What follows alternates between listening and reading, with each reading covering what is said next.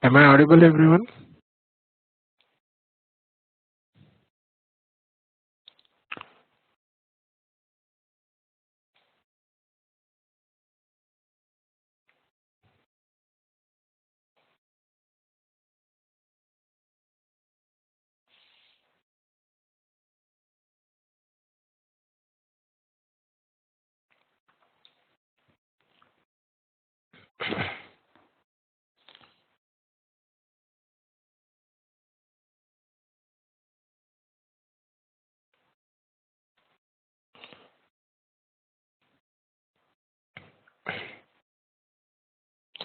All right, so we will discuss today the ecosystem components overview for Hadoop.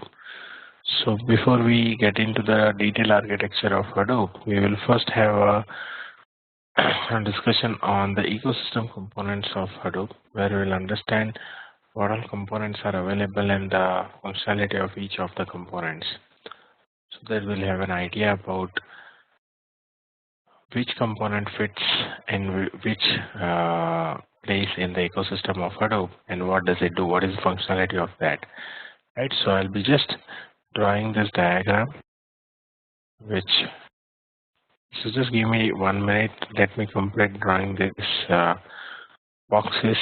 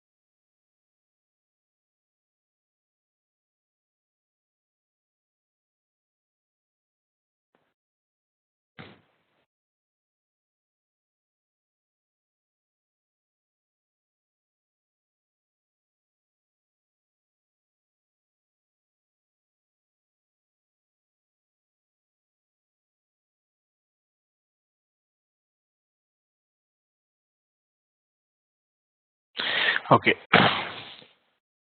So you might be confused about all these boxes, but don't worry, I'll explain each one of them. So let me just write the name of these boxes.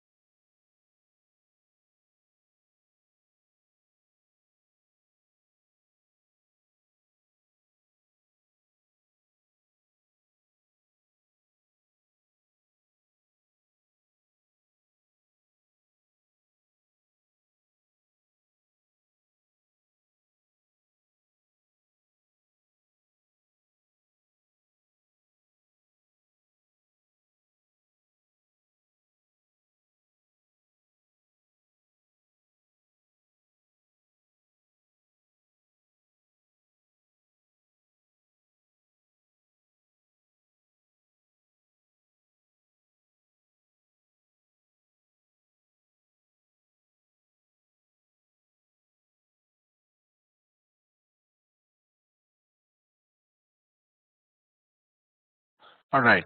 So this is how basically we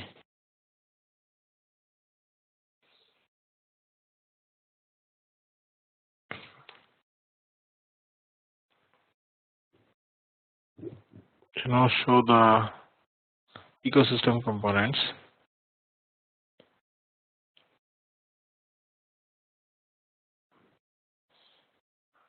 Now I'll explain you each one of the components and its use case. Okay.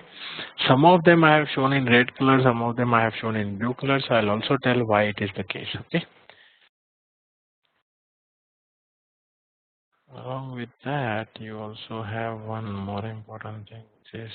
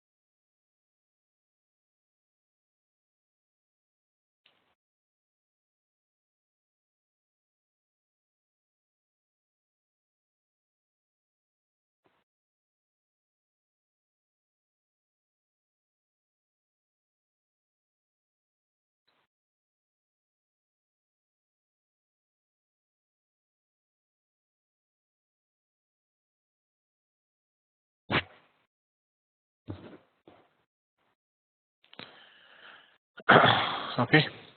So what happens here is basically this is how it looks like. So let us start discussing about this component, and I'll give you the overview also. So this entire stack, the reason why I want to discuss now, because you will have an idea over the course of training. Of course, we will talk about some of them. I repeat, some of them is what we will cover it in detail in this training, but at least you will have an idea about what is what and which component does what activities. So I'll just give you a high level overview on that. All right. Uh,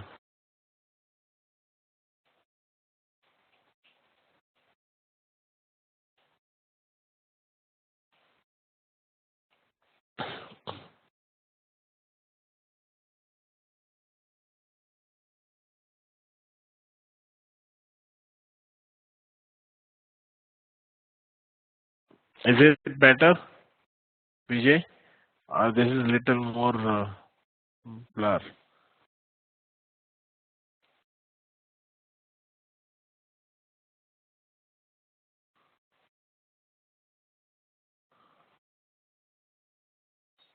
No, I think let it be this way. I will anyway scroll it. Okay, don't worry.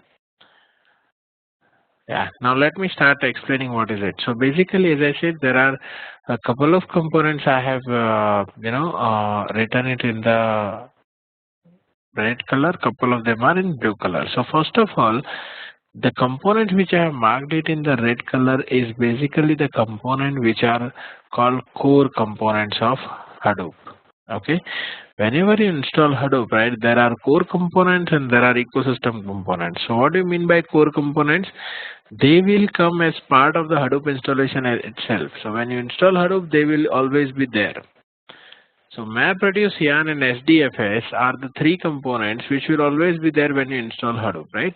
Yesterday we discussed about HDFS and MapReduce at a very high level, that these two components will make up Hadoop definition. There is also one more component which is being added to the cluster, to the Hadoop framework, which is basically called Cluster Resource Manager. All right. So we will talk about Yarn in the future sessions, but it is added basically to do better cluster resource management capabilities. Okay. So here these three components are there. Of course, MapReduce and HDFS, we are going to have a detailed discussions going forward. So I'll just keep those parts. We understand MapReduce is for processing the data. HDFS is for storing the data. Now let's understand the Yarn part, which is basically why it is developed. So initially in the older version like Hadoop 1.0 series, there was no yarn. That means MapReduce used to directly communicate with HDFS to process the data stored on HDFS, right? So when there was no yarn, even if you basically want to analyze any data stored on HDFS, there was only one way to directly process data stored on HDFS, which was MapReduce, right? And companies like Yahoo thought this as a limitation because let's say you have stored hundreds of terabytes of data in HDFS and now you want to process it. So when you are saying that you can only write MapReduce to process the data, that means I have to first learn MapReduce and then understand how it works, and then only I can supply my logic in the MapReduce format, right? Which is a limitation for a developer. So developer cannot use any other framework's capability, which may be allowing you to do the same thing, but in a different way than MapReduce. Right, and there may be a possibility that one of the approach is better than other approach in certain scenarios. So in those cases, if developer have to use some other distributed framework other than MapReduce, then he can't use it because there was a tight coupling between MapReduce and HDFS, right? So that was a major motivation why yarn has been developed. So they have detached this layer, right? They have basically removed the tight coupling between MapReduce and HDFS, and they develop another component called yarn, where it will give you a generic layer where you can execute MapReduce on top of that. Okay, you can execute, let's say, one second. You can execute MapReduce on top of that, or you can execute any other distributed processing framework. For example, Spark. You can write programs in Spark, or you can write programs in Storm, or any other distributed programming framework like OpenMPI, Giraffe Theory, all these things. So basically, yarn understands all of them, and then it will help you to process your program on the HDFS. So you don't really need to be dependent only on MapReduce, and that is one very good advantage yarn has provided by making it more generic. Okay, so there was also one or two more important points which we need to understand about yarn, but as I said, when we go to the yarn, we will talk about them. Right now, it is not the right time to discuss about that point because we have not yet understood what is a cluster resource management. Okay, so but right now just assume that this was the major reason why yarn is developed. So because of which now it becomes easy for developers to leverage any other distributed processing framework to process data stored on HDFS. Okay.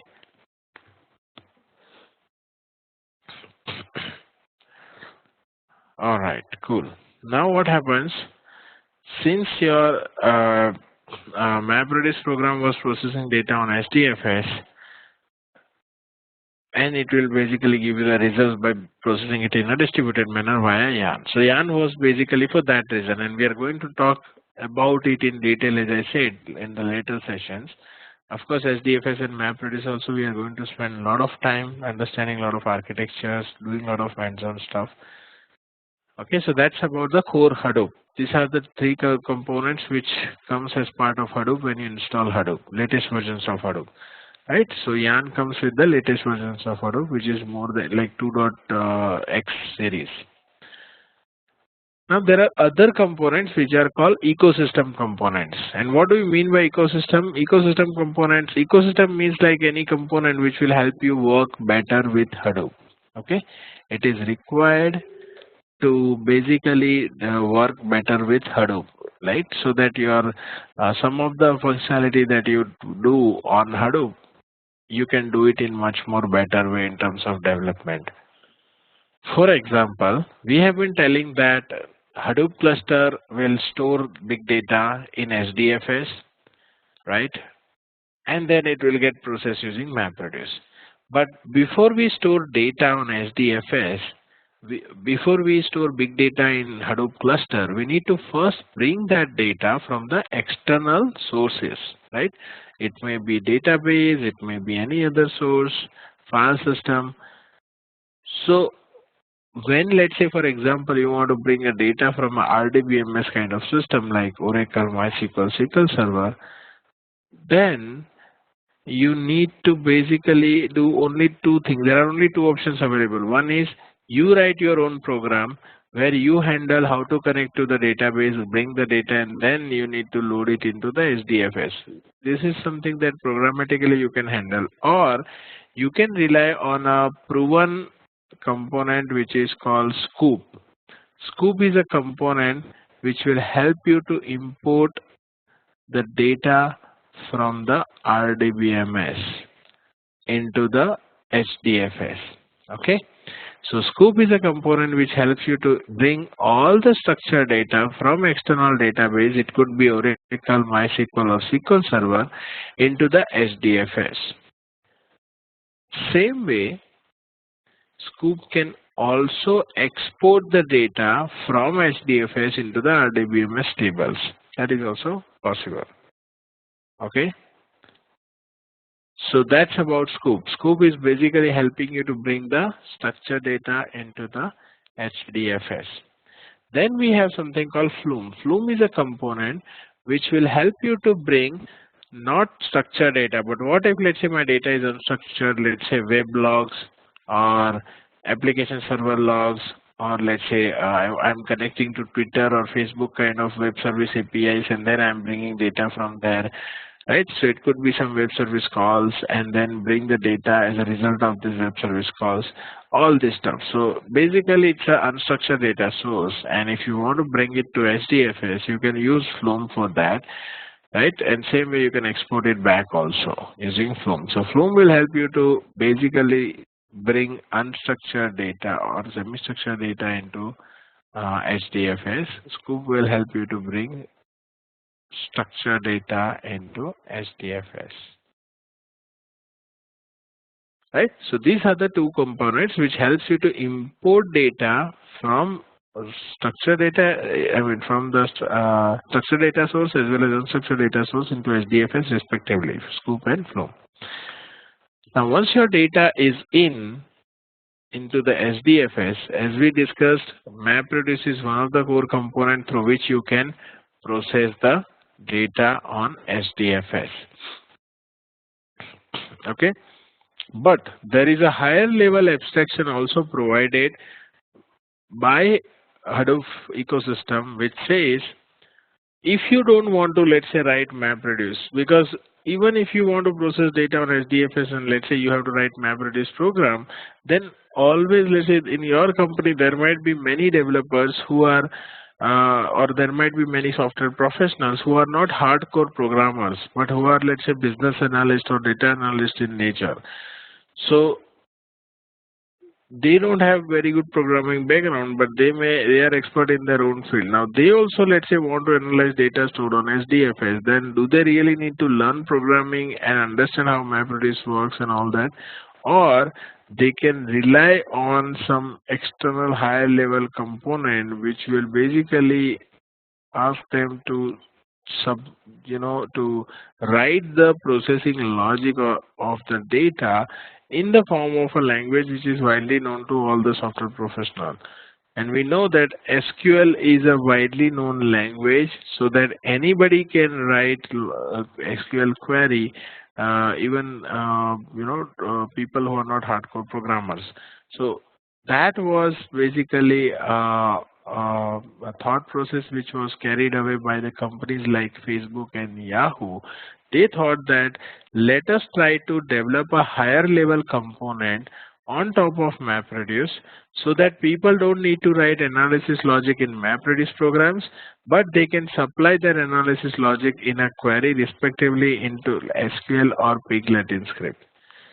So that's why Hive and Pig both are developed. So Hive is developed by Facebook, and again Hive was developed where Hive expects people to write SQL queries, and that query will be internally, once you submit it on the Hive, internally it will be converted into MapReduce programs. So Hive engine will automatically convert your SQL query into MapReduce program, and then execute it as a MapReduce on the same cluster to process the data stored on HDFS and give you the result back. So for end user, you don't really need to worry about MapReduce. You can just write normal SQL query. Hive layers the table definition on top of HDFS data, and hence you can view all the files which is stored in HDFS in the form of table, rows, and columns. Now you can actually, as I said, you can fire SQL queries. Internally, Hive will convert it into MapReduce and give you the result. Same way, Pig will also be used. Pig will expect people to learn a new scripting language which is called Pig Latin. And Pig Latin is very fast and easy to develop, by the way.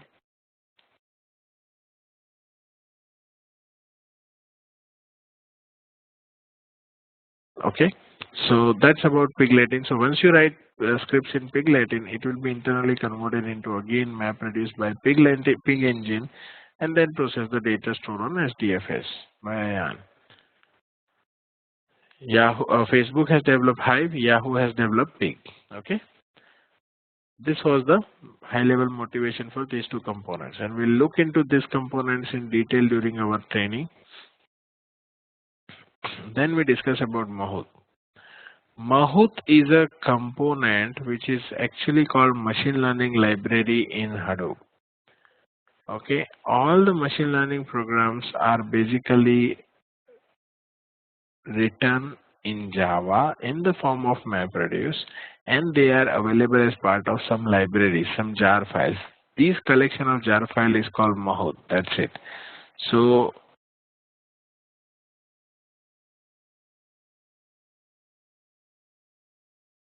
yeah. So basically, let's say if someone wants to do any MapReduce I mean not exactly MapReduce, but any machine learning programming in MapReduce way. For example, let's say if you want to do classifications or clustering or recommendations, which we have some of the use case which we discussed yesterday. If you want to do that and based on that you want to predict something.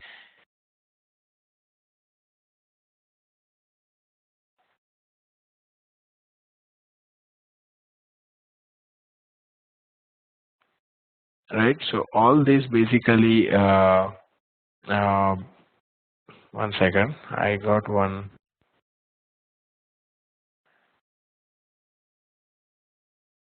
Yes, Raj.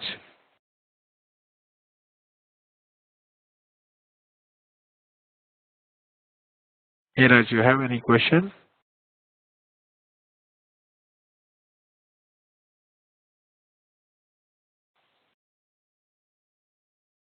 Raj, can you hear me?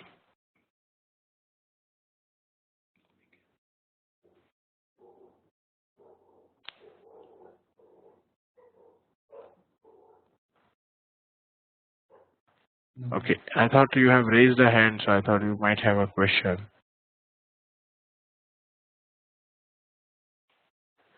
Anyways, so feel free to ask me any questions if you have. You can also put it in the chat window. So let me continue. So as I said, Mahout contains all the machine learning libraries written in Java, which will execute it in the form of MapReduce. So when you are doing any machine learning work, like if you are doing any classification, clustering, or recommendation use case, you don't need to write all the algorithms from the scratch. They are available as part of Mahout library. So you can just use that in your MapReduce programs. So that's about machine learning. Right. So this is one particular flow which will process data or HDFS via MapReduce. Okay.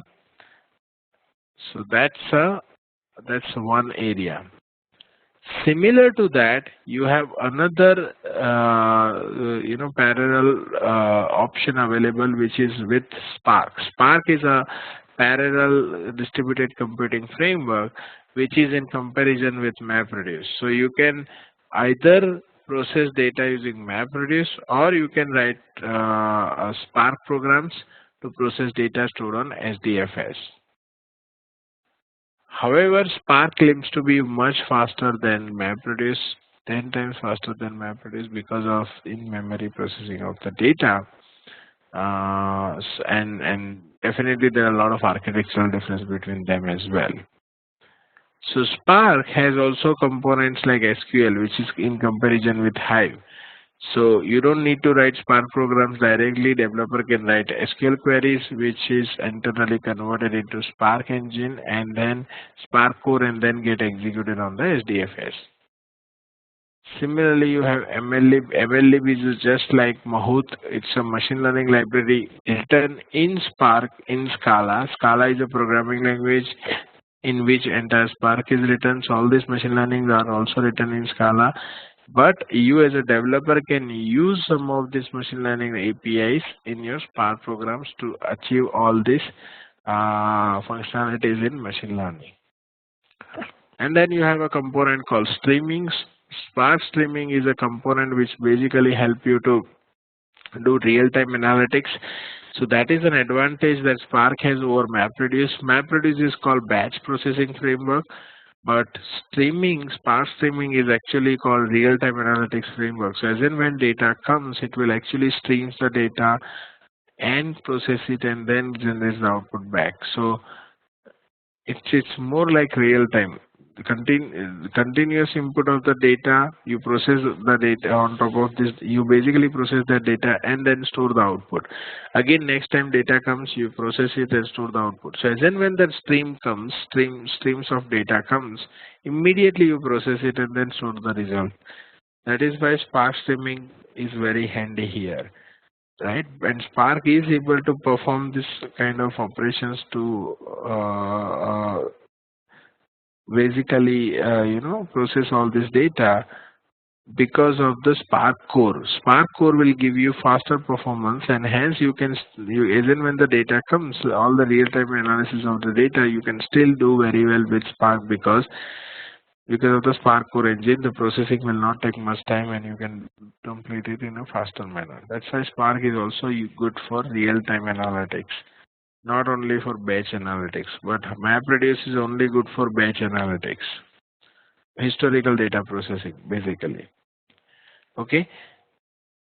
And similarly now, along with, apart from Spark, you may have another option called Storm, which is also doing real-time processing of the data over HDFS.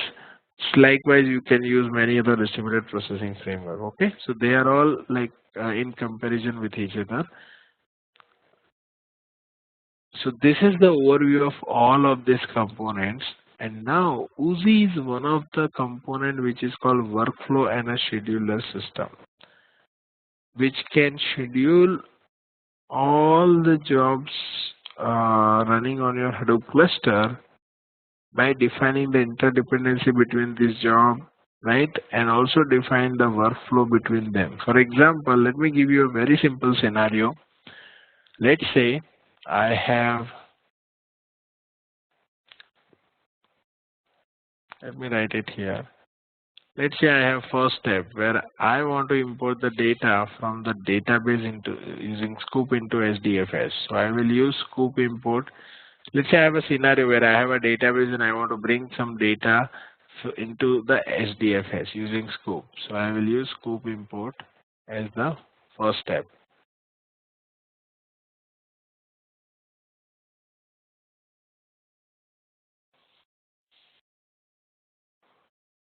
Then once the scoop import is done, once I bring the data in HDFS, let's say I want to execute or process them. I am writing a MapReduce program to process the data. So I want to execute a MapReduce on top of this data. And the third step is, let's say I want to generate a report by doing some shell scripting and then probably sending it to the customer. So let's say this is a very simple activity that I want to perform on the Hadoop cluster by executing 3 different commands. One is from scoop import, one is from MapReduce execution,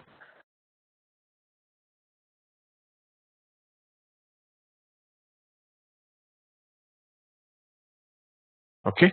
So these are the 3 steps you need to execute. Now if you can closely observe, all the 3 steps have to be executed in a sequence manner. You can't execute them in a parallel manner.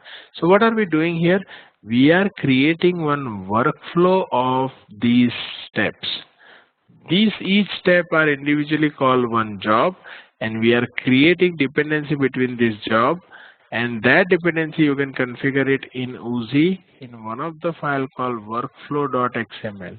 So Uzi is not a programming language, it is just a component which contains two XML file, workflow.xml, which will where you can define where the dependency between each job.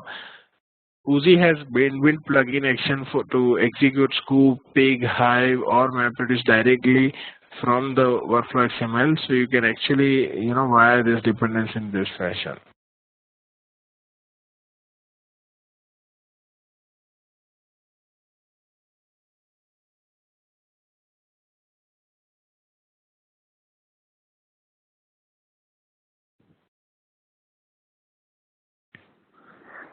All right, so that's about workflow.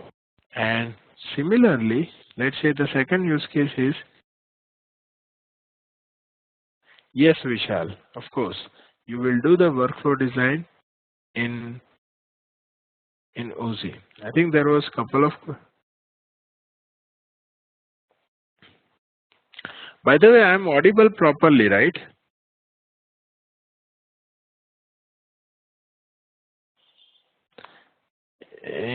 Raj, can you hear me?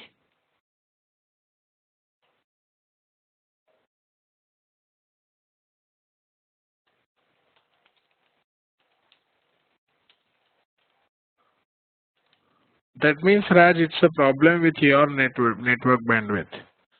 You need to check it at your end, okay? Because others are able to hear me. Just now I got a response from other people.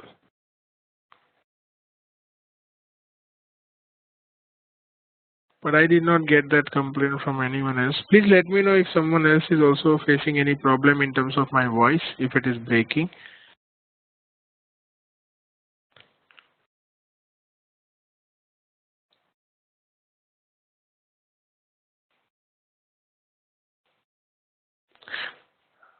Swaraj, it is because I am not speaking for some time. I'll just take a pause and then I'll start with something else. That's why.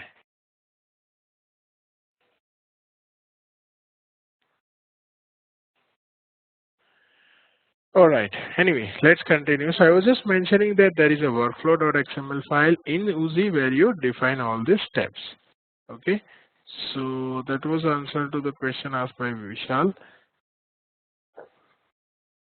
Okay, Mano, I'll tell you where does Impala fit.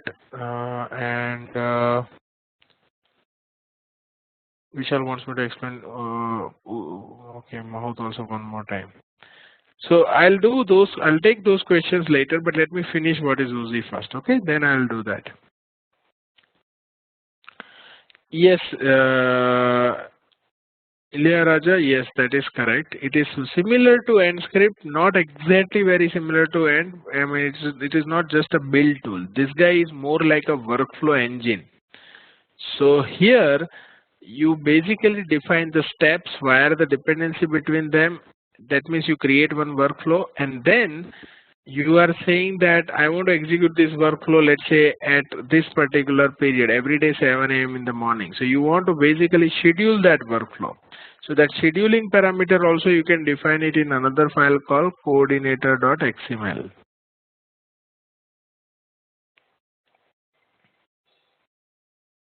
Okay. So basically you are defining this workflow.xml and then coordinator.xml, two files where you define your steps, add the dependency between these steps, and then you schedule them. You give the scheduling parameter in this particular file. Then you submit them. You have some Uzi commands through which you start your workflow and coordinator. After that, it becomes complete automation, right? So all these steps, all the jobs will be running continuously automatically by Uzi itself. We don't need to manually run anything. So every day 7 a.m. this entire 3 steps will be executed one after another by Uzi itself, right? So that's how people actually write lot of jobs of Hadoop framework, and then they make it in an automated fashion using Uzi. Okay, so that's the whole idea of using a Uzi. So I have now given an overview of each and every component that I have listed here, just to highlight a point. Where does Impala comes into picture. Impala is here. Impala is from Cloudera, and that component directly talks to the yarn. It doesn't need to go via MapReduce. That is why it is faster over Hive. It is also a query language, and it is faster over Hive. Okay, where people write SQL query only, but it can directly talk to yarn to process the data.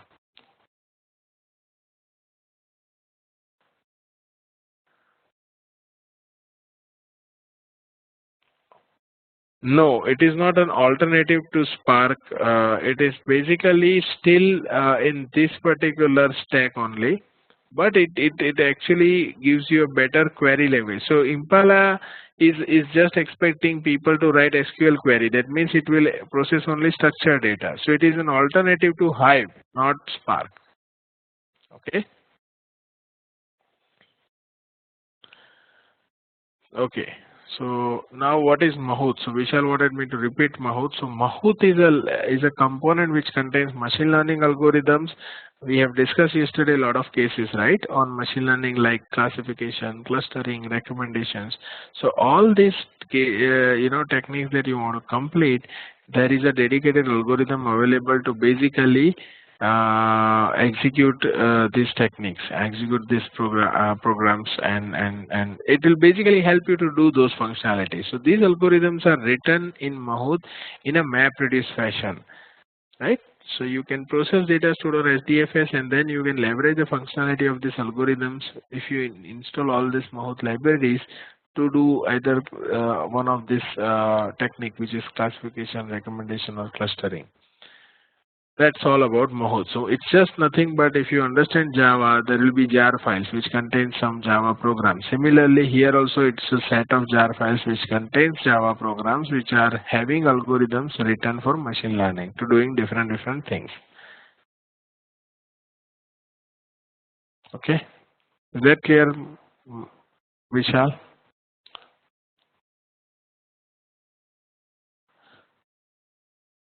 Mano, Scala will be a programming language. It is not a component, so it doesn't fit it in the Hadoop architecture. Hadoop basically ecosystem stack. But entire Spark is written in Scala. Okay, so it will basically have. I mean, you can Spark will allow you to write Spark programs in one of the three languages: Scala, Java, or Python. So that's where Scala fits into picture. No, Mary. So we will not cover Mahout, no Spark, no Storm. Okay. The rest of the components are covered in this training.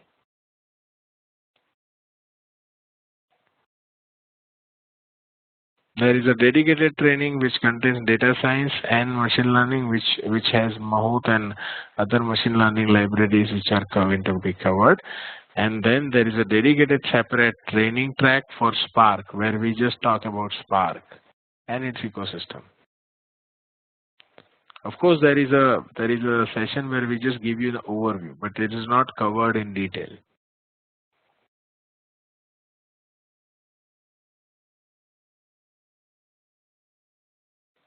Yes, Nitin, that's what a lot of companies have started doing it. So Spark is becoming an alternative for MapReduce.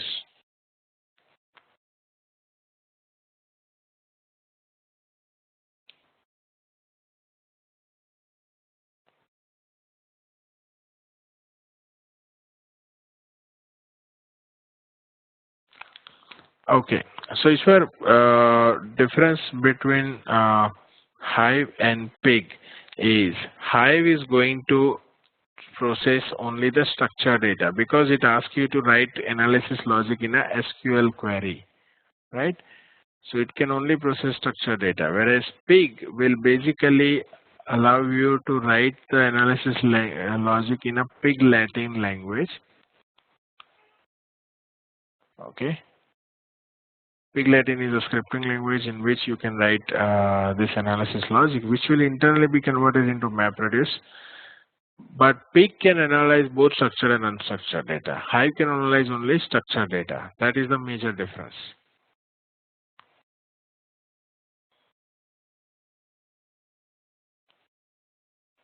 Impala will not be covered. Hive and Pig will be covered.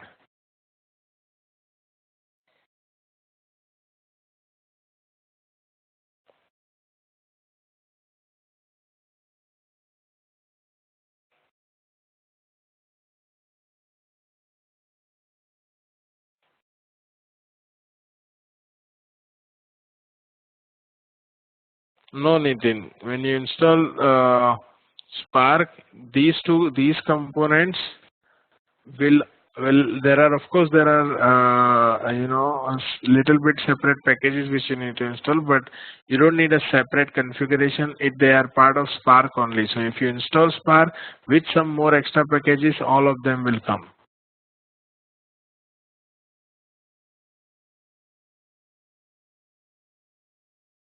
Yes, Ilaraja, Scoop and Flume, I'll give you an understanding on them.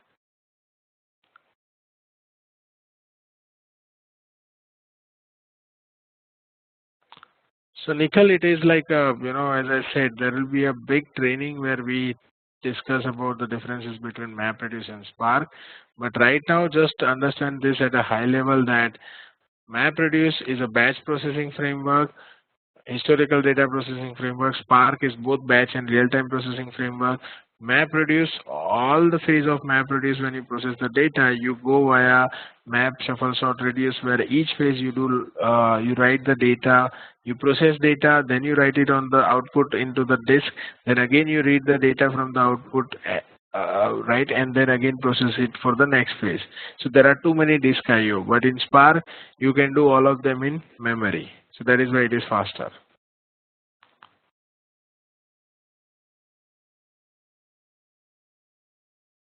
Raj, Python is a language. It is again used for writing MapReduce or writing Spark programs.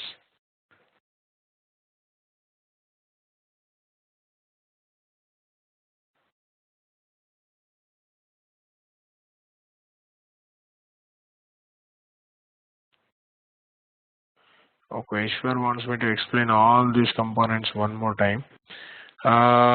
Okay, so let me just give you the high level overview again. So I'll just quickly repeat it. So basically, Scoop and Flume are the components to import the data into HDFS from external data source, and the data source could be RDBMS or normal web logs or web service APIs.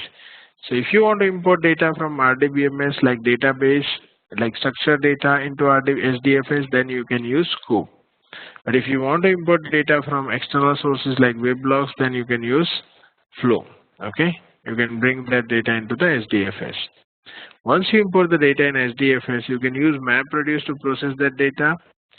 If you want to use MapReduce directly, yes, it is possible. You can write native MapReduce program, or you can use components like Hive, Pig, and Mahout. So Hive is a component which allows you to write SQL queries. User can write SQL query, but internally it will convert it into MapReduce and then execute the data on the HDFS. Pig also works on the similar lines where you don't want to write MapReduce program, but you write that logic in the Pig Latin script.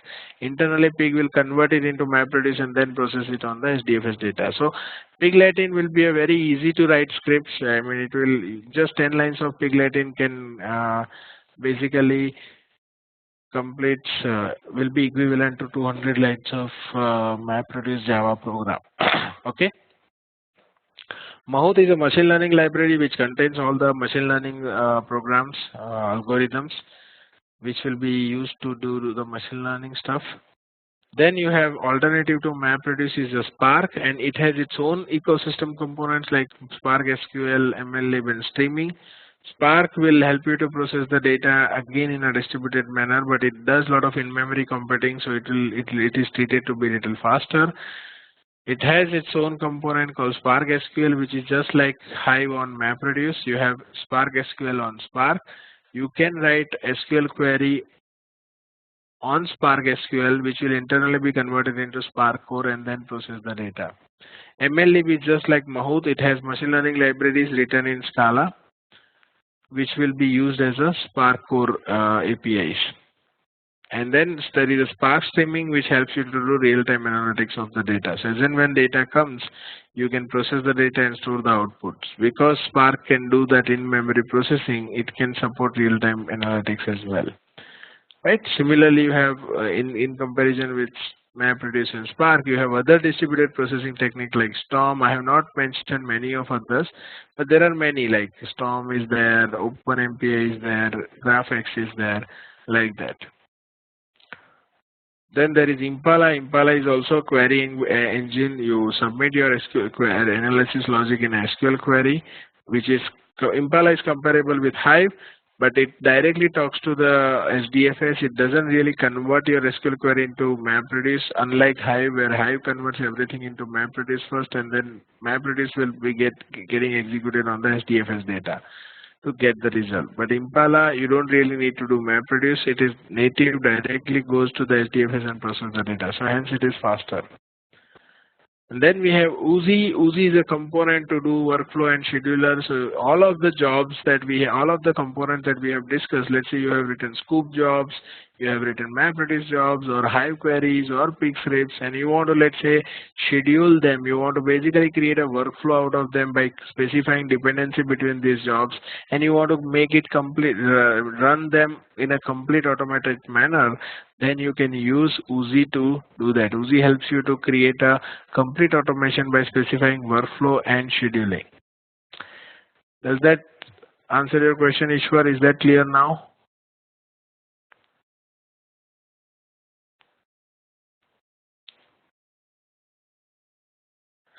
All right, so that completes the entire ecosystem overview. This is not part of Simply Learn PPT, but I'm just giving you this overview so that you'll have an idea which component fits where. Now you can remember this diagram, and it will give you an idea. Okay. So is everyone clear with this? Anybody has any questions? Any more questions on this point?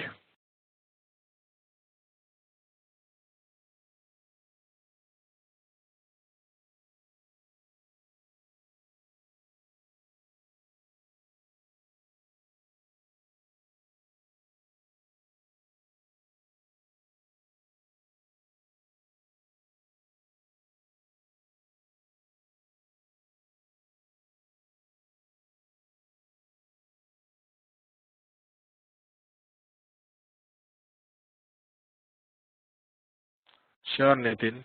Uh, that's perfectly fine.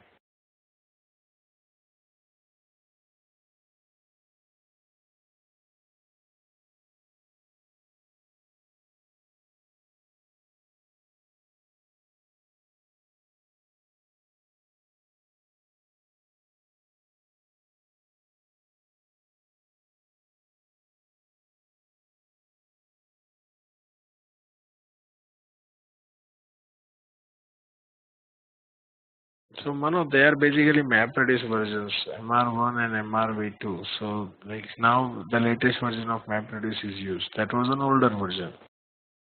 So the people don't use MR1 now. It's latest version, which is MR2.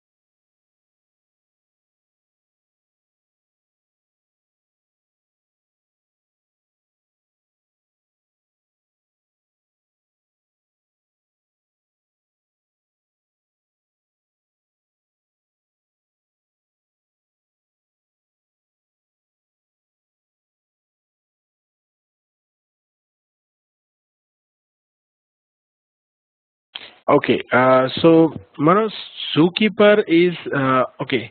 So thanks for asking this question. Let me just draw that point also. So there will be basically in parallel to these guys, there is something called HBase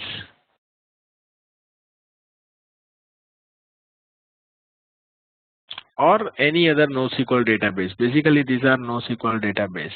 So you can install any NoSQL database on top of HDFS, which can store data, of course, via YARN.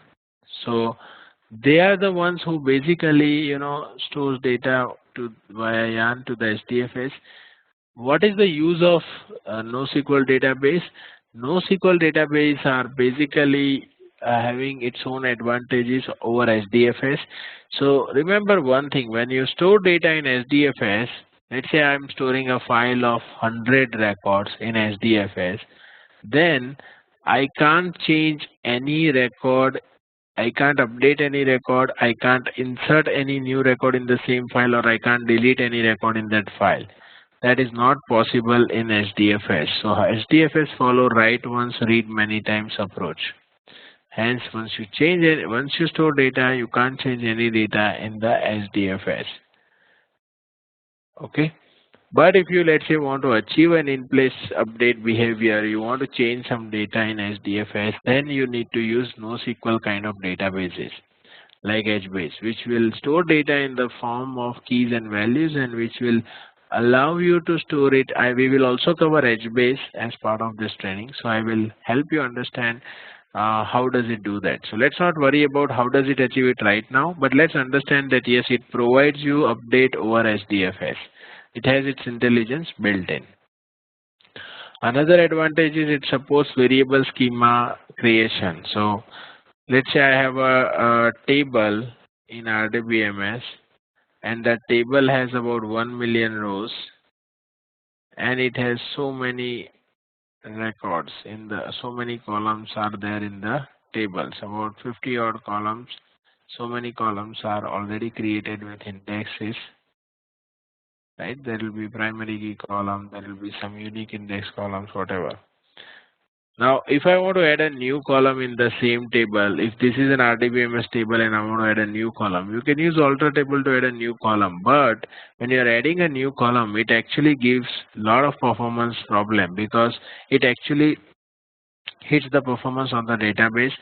Because when you're adding a new column into such a huge table, it has to recompute all the indexes columns, right, for all the rows, which means there is a lot of costliest operation that needs to happen if the table is very huge. Along with that, if you, let's say, tomorrow you have a requirement where I want to add one more column, and then after 2 days again I have a requirement where I want to add 2 more columns. So basically what I'm trying to highlight is you need a support of dynamic schema creation or variable schema creation. As and when, like, you might want to change your schemas of the table because to cater to one of the business requirements. So when you have such frequent changes in your schema, the RDBMS cannot scale. It cannot support these kind of frequent schema changes. That is why RDBMS is not a good option to support this kind of dynamic schema creation. That's where NoSQL comes into picture. It will support dynamic schema creation very fast, very easily. Okay. So that's all about HBase. So by the way, Zookeeper is going to work with HBase. It's providing coordination service which coordinates between master and slave of HBase. We'll talk about it as well. No, Raj, actually Spark is not being covered in Simplilearn. I take that as a separate course on my own, but then I have also raised Simplilearn that concern that, we should have a Spark dedicated training. They have not yet started on that. They are working on that.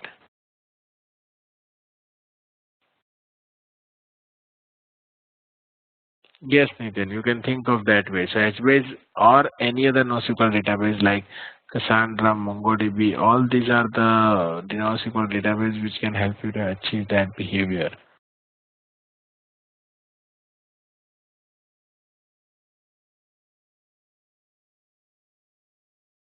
So is that clear with everyone? Is that clear with you, Mano, about Zookeeper?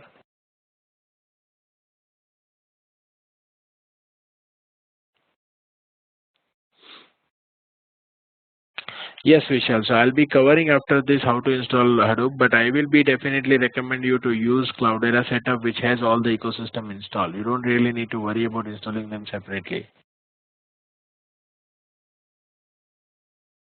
No, Mano. Zookeeper can work with any other distributed processing system. You can decide which distributed system you want Zookeeper to work. It's a coordination service only, but it by default in HBase they have already started using Zookeeper internally. For other system also you can configure Zookeeper. It's about configuration.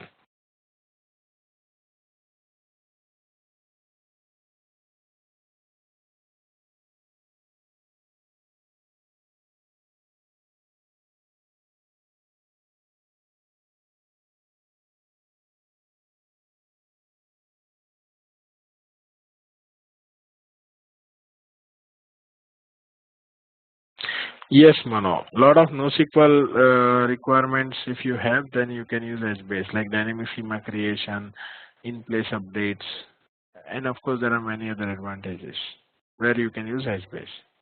You can directly store data in HBase, which internally stores data in HDFS.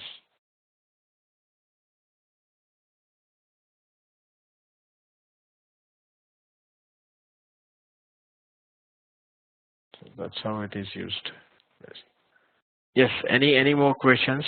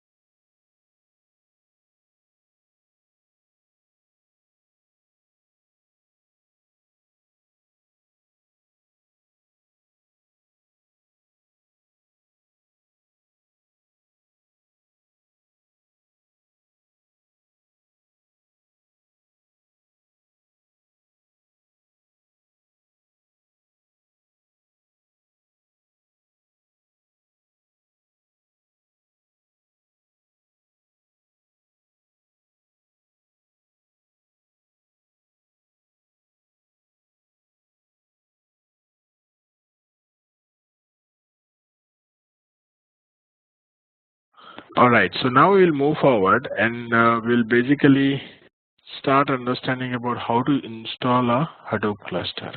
Okay. So I'll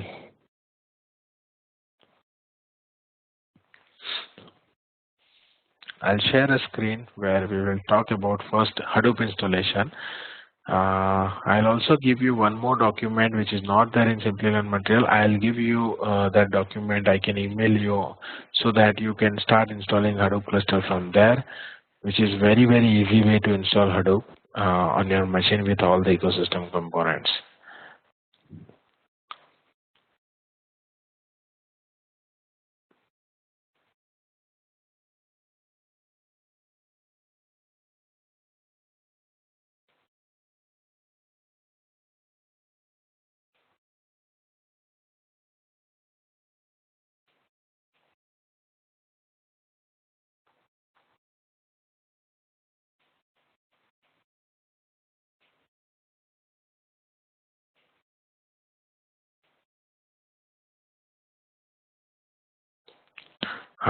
So I would request all of you to give me the mail in test mail in this email ID so that I can share the document. I have just pasted it in the chat window, consultjamin@gmail.com. You all can send me the test mail there so that I will, going forward in this training, whenever there is any document or any, example that I'm covering, if I have to share that code, then I can share it via email. So just drop me a test mail and then I'll consolidate everyone's email and then I will start sharing the details to you guys.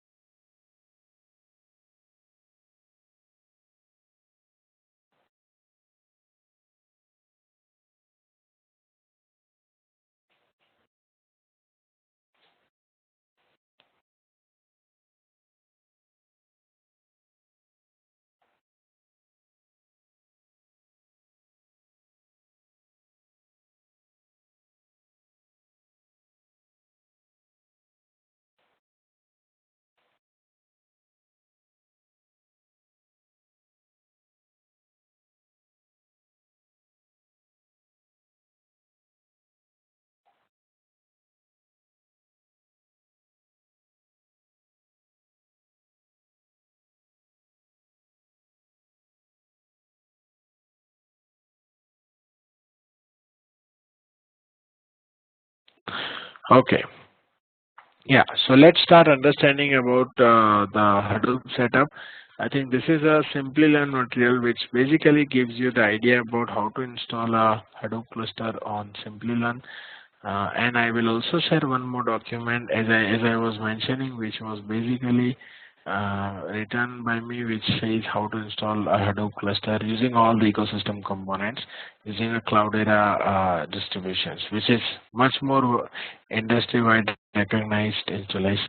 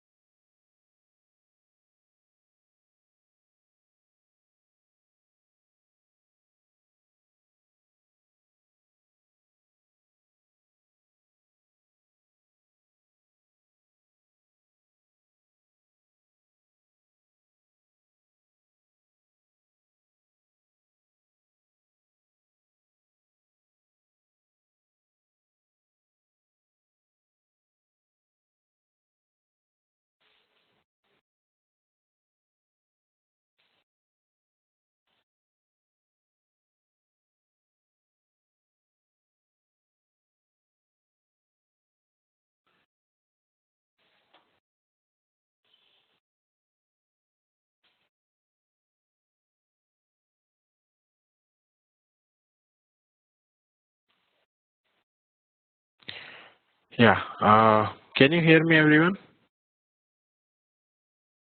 Can you see my screen?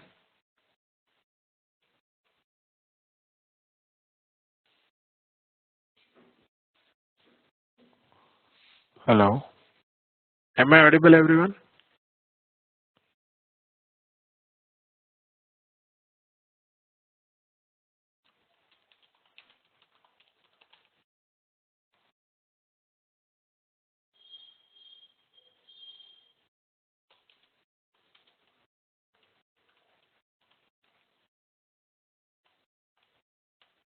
Hello. Am I audible, everyone?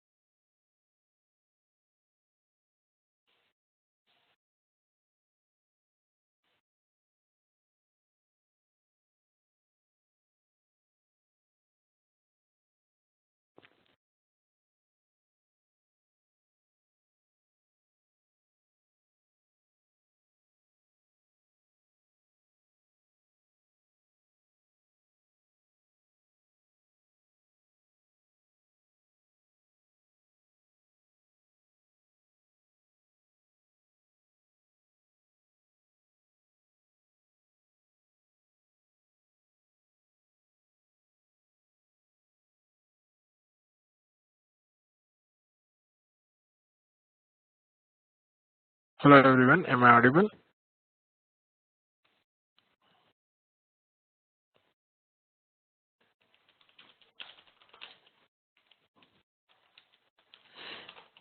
Just give me 1 second because I have to again request for my presenter rights. It looks like something happened and I lost the screen share option. So I'm just checking with the Simplilearn team to get me the presenter rights.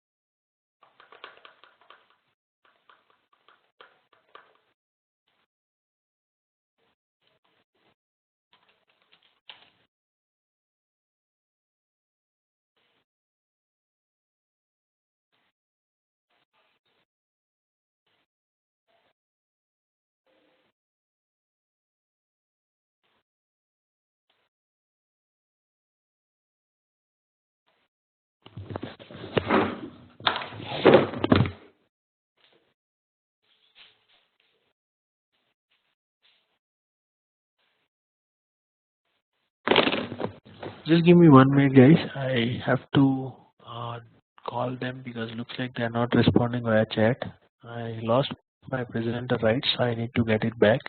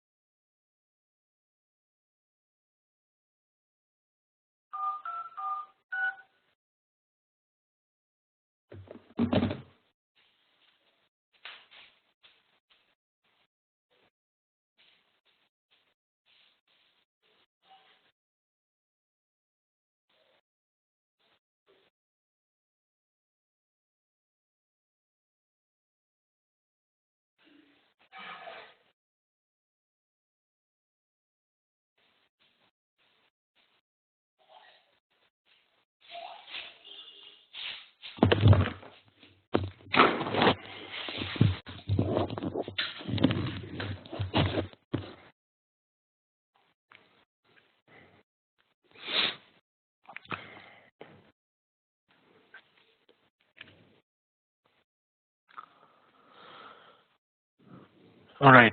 Can you see my screen now?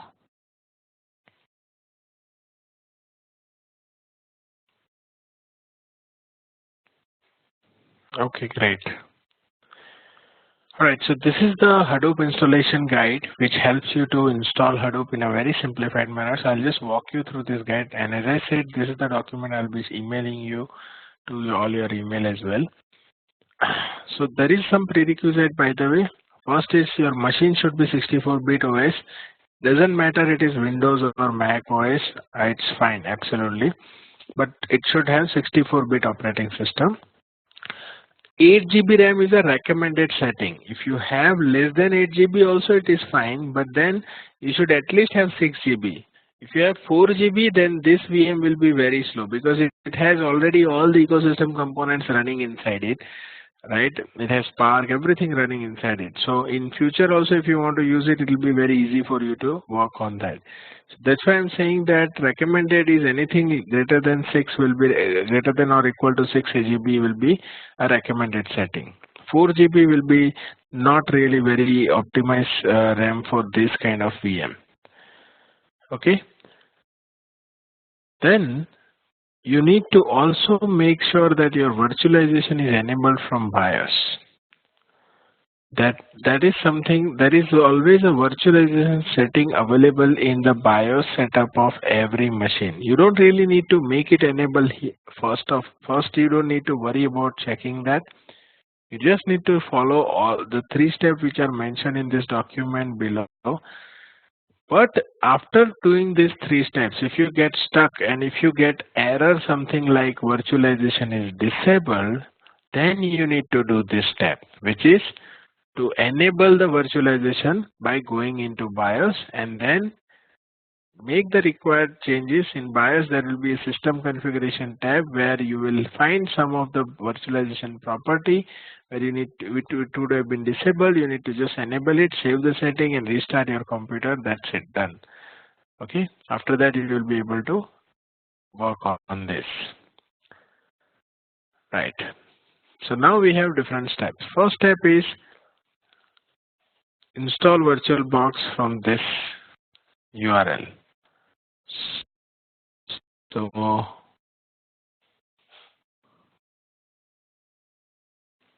I'll share my screen and I'll tell you how do we do it step by step.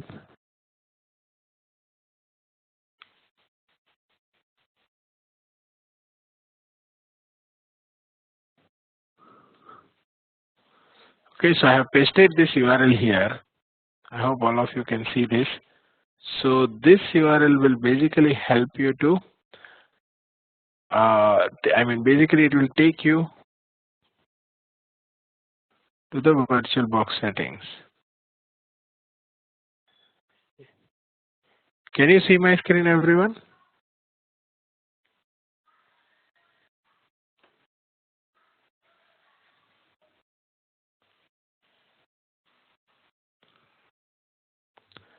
All right, great.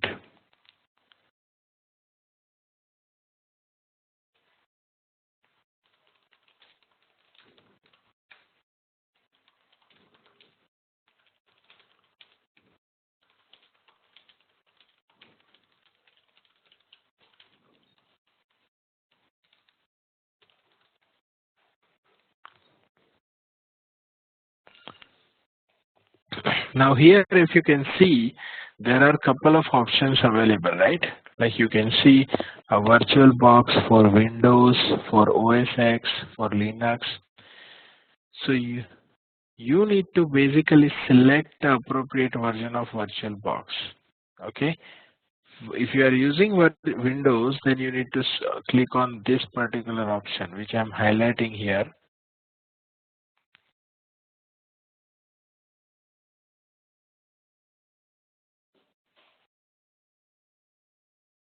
This is the option you need to select, okay, which will help you to basically install VirtualBox from this link. Okay, if you are using a Mac OS, Mac operating system, then this is the option you need to select to install the VirtualBox. For Linux users, this is the one, and so on and so forth. Okay, so there are different versions of Linux available for different OS, and you can respectively choose them based on what operating system you have in your machine. Okay, so that is, once you click on that, it will download the exe file of VirtualBox. Then you just need to click next, next, next and install it. There is nothing great in that installation. It's just default settings. Let it be all the settings as default and just keep installing that. Okay, that's how we basically install a VirtualBox. It's just like normal software installation. That's it. So first step is we have to install VirtualBox. You can also install VM player if you don't want to install VirtualBox. Both of them are same. These softwares are nothing but they provide you a platform on which you can host different VMs. Okay, so for example, I'll just show you this.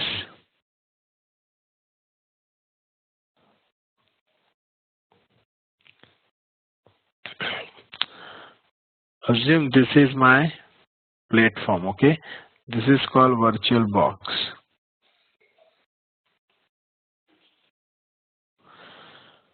Or you can install VM player. Now this becomes a platform to host all the VMs. On top of this, I can have one VM which is from, let's say, Cloudera VM,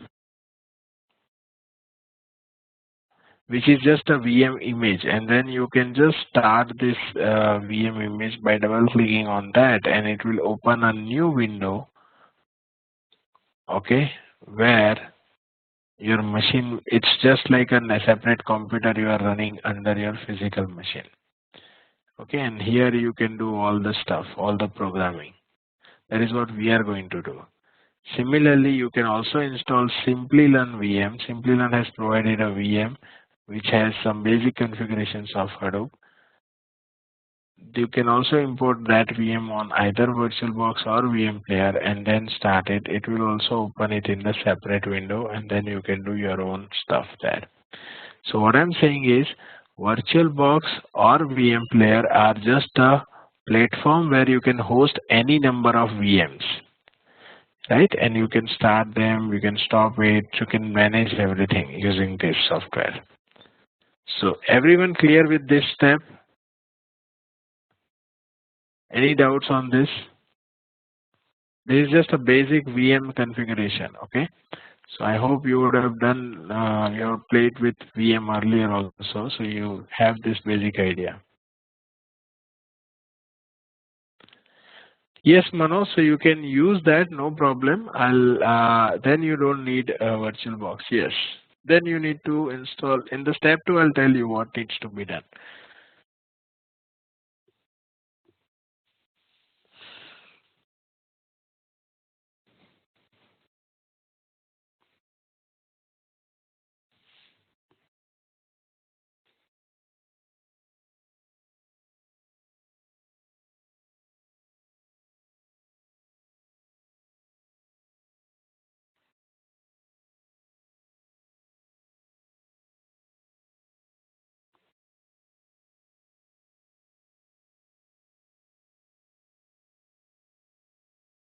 All right. Now that's about VirtualBox setting. So if you see here, I have given all the steps with the screenshots in this document. So as we discussed, first you need to select the right versions for the OS, then install it. That is step 1. Then step 2. Step 2 is once you have a VirtualBox or VM player installed as a platform, you need to have the actual VM downloaded, which you can host it on that platform. So this is my step 2, which is nothing but I need to basically have a VM image provided by Simplilearn. So let me just browse through that URL which I have mentioned in the document.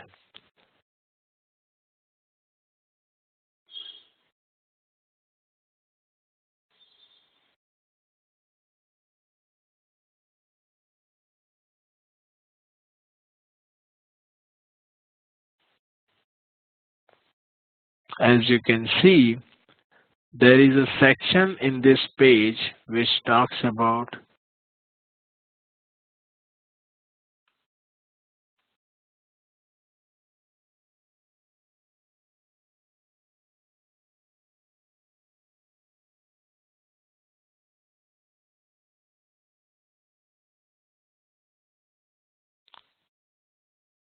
quick start VM.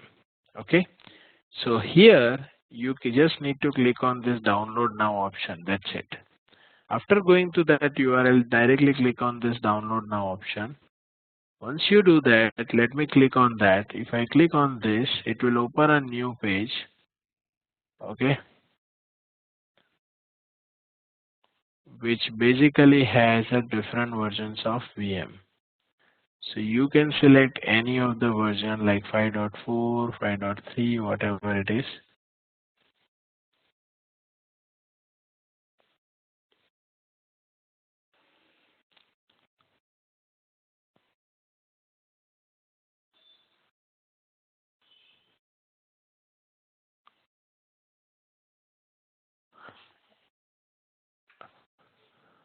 So every details, every system configurations, everything will be basically, mentioned here, what to do, how to do it. So this is a very intuitive UI itself. You can select on any of the versions of this, and then it will basically uh, start downloading it. Okay, if you just click on get now, it will start downloading it. So the UI is changed little bit just recently, but that's where you need to basically download the CDH5, which whatever is the latest version, Cloudera distributions of Hadoop. That is what you need to download. Just click on this get one now. That's it. Okay.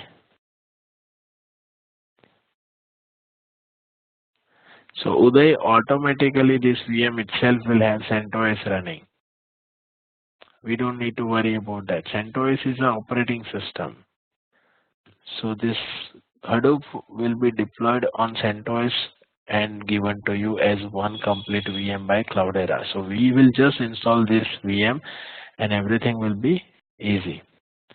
Okay, so as I said, just select whichever is the latest version shown by you. I think they have made some changes in this UI, but I think it's easy to understand. So select that version and then just say get one. That's it. It will start. It will ask for a page like this, right? You just need to put your name, details, and all, and just say continue. It will basically get downloaded. Okay. Now here, one important thing. This VM is a very large in size, so sometimes it might take a lot of time to get downloaded. Okay, so you need to actually give it some time till it gets downloaded. It may take, let's say, a couple of hours or so based on your network bandwidth. If the size is 4 GB, 3 to 4 GB, that's why it takes a lot of time, and that's why it is important that basically you just have some patience till it gets downloaded. Okay. So once you download the VM, right? I mean, there is some step. As I said, the UI little bit is changed. So, but it is quite intuitive. You can easily understand that. And you download a VM for a particular image. Once it is done, then the step 3. Once the VM is downloaded, the step 3 is basically to import the VM. So I'll let me share my screen where I can show you how do you import the VM, how does a VirtualBox looks like.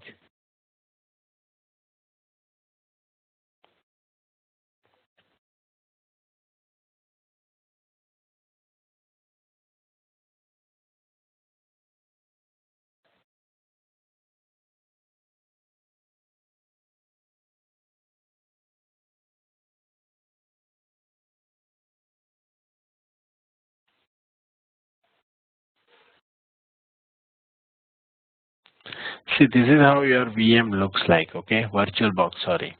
When you install VirtualBox, this is how exactly it will look like. It will come up here in the window.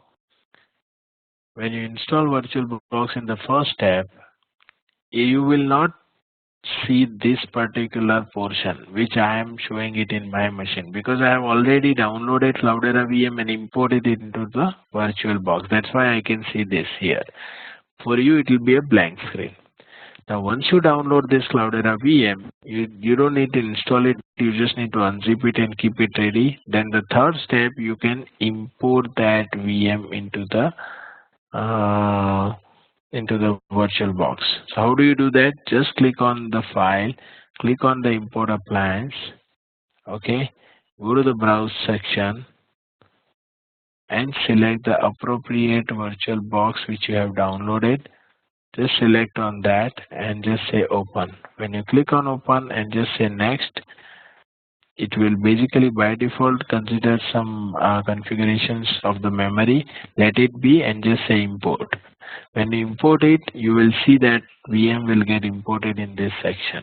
Okay, that's it. And after that, everything else is the same. Then you basically just double click and start. So how does it look like when you start the VM? It will look like something like this. This is how your VM looks like. Okay, you will be able to see this kind of desktop screen which says that this is the Cloudera VM which is running here. Okay, so this is how you will be able to see the entire VM running in your machine. This is from Cloudera. Why I am recommending Cloudera? Because all the Hadoop components, ecosystem components are already packaged very beautifully by Cloudera, and they've given us along with the Hadoop framework. So you don't really need to worry about installing any package separately or configuring them separately. Okay, once you have this, you can start working on that. Another advantage you will get with this VM is you already have, as you can see, you already have Eclipse also editor installed in that, which means if you want to write MapReduce programs, which we'll be doing in the coming up sessions, we will be using Eclipse a lot to write this MapReduce program. So again, as I said, you don't need to install Eclipse separately in your machine. You don't need to have a separate Java installation. Okay, you can use the Eclipse from the same VM. That's it. So that is a major advantage you will get. Now, once you start the VM, I'll just show you how do you make sure your VM or your Hadoop is running fine.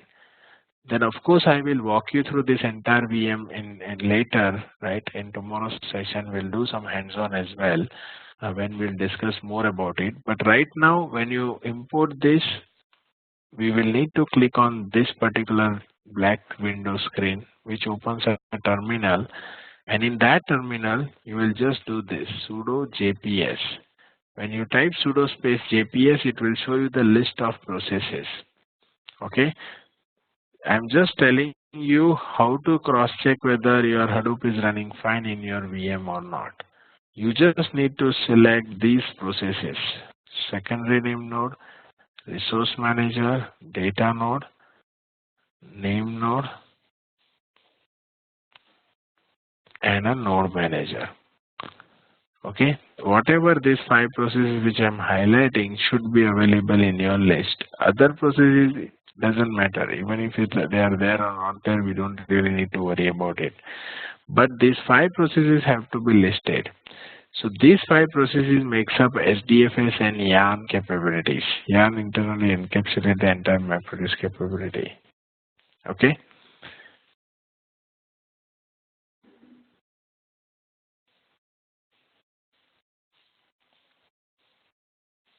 So that's about checking whether your Hadoop is running fine. After that, what to do in Hadoop, we will anyway understand it in tomorrow's session when we do practicals. But this completes your installation by following the guide which I am going to share with you. Okay, that will give you your Cloudera installations of VM, which is much more powerful installation, industry-wide recognized installation. Okay. So is everyone clear with this? Any doubts as of now? Anybody has on the installations of Hadoop cluster for Cloudera?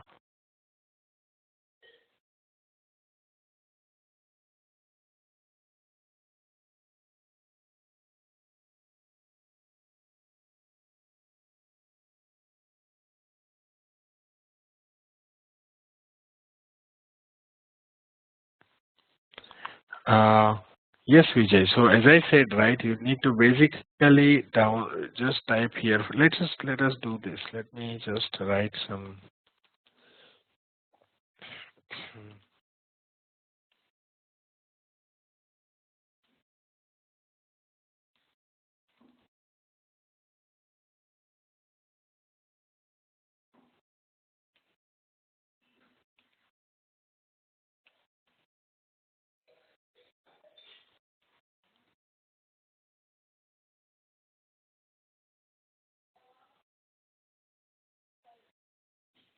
I think you need to just select some things here. I'm like randomly selecting some information. Okay.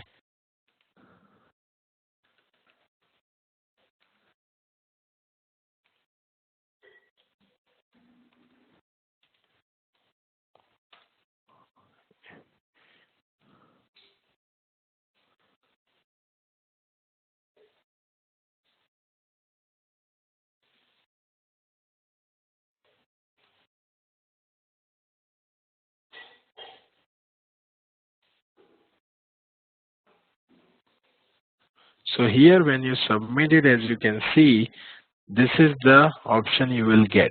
Okay, as you can see, there is a VMware download, KVM download, and VirtualBox download. Which one you want to download? So as we have installed VirtualBox, you need to click on this particular option, which is a VirtualBox download. Okay, just click on that and the download will get started. That's it.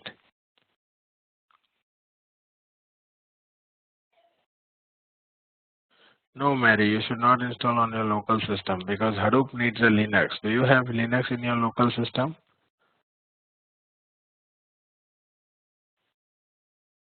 No, Ishwar, nothing like that. You can, do it in your leisure time. There is no mandatory requirement because in online session, I'll be doing a lot of work on my machine. You just need to observe it, then you can do it offline, all the practice.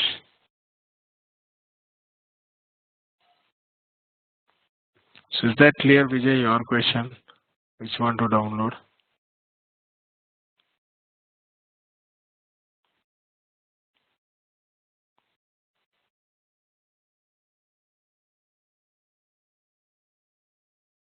All right. Any further questions on the installation part, or are we all good?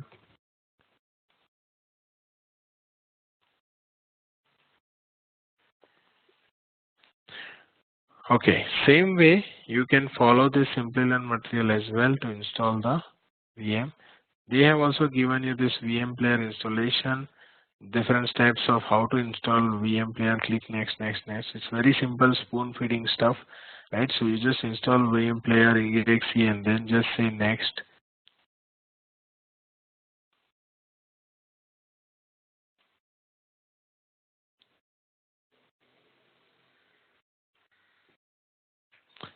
Yeah. So basically, this is how VM player, SimplyLearn has given you PPT to install the VM. So you can download VM player from this website.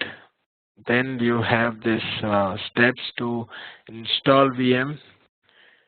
right? So just say save the exe file. They have given the screenshot also what it's happening, right? Click next, all the settings, and then just say finish. So it will install the VM player and it will look something like this. This is how your VM player will look like, okay, after the installation. So I'm sure you all can do that. Ishwar, I will not have that information. You need to contact Simplilearn team. You will have it available in your LMS. Remember yesterday first 5 minutes only we have discussed about that, where I have shown you the LMS and all. You will have the access link to access your LMS and you will have the credentials. So you need to just log into that and you will get access to all the PPTs. Okay.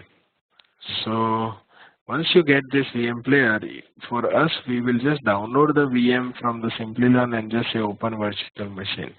So this is about creating a VM, but you don't need to create a VM because you are directly downloading it. Directly opening it from, because you are using the already created VM from Simplilearn. So you can just say open virtual machine as it is shown here, right? And just give the specific link to your VMX file which you have downloaded from Simplilearn. That's it. And then that's it. After that, you can double click and start the VM and you are done with that. Other option they have given is you can also download VirtualBox and import Simplilearn VM on top of that, which we have already seen how to do that for VirtualBox. Okay. So that's it. This is how your VirtualBox looks like. So basically it's the same, either you have VirtualBox or VM player, just download a VM for appropriate platform and then just download it, that's it.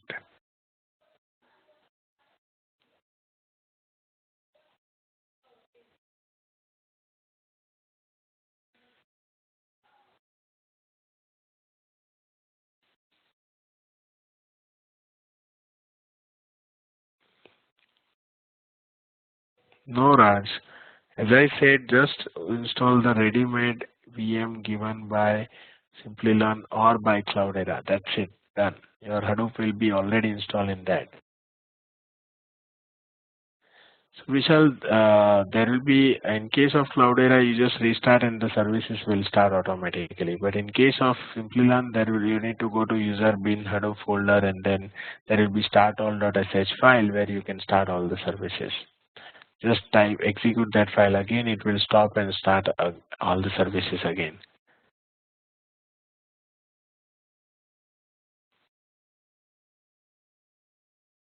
Yes, Nitin, that is possible. Yes, it's a good point. You can create multiple VMs, install different packages of Cloudera and make them as one distributed cluster.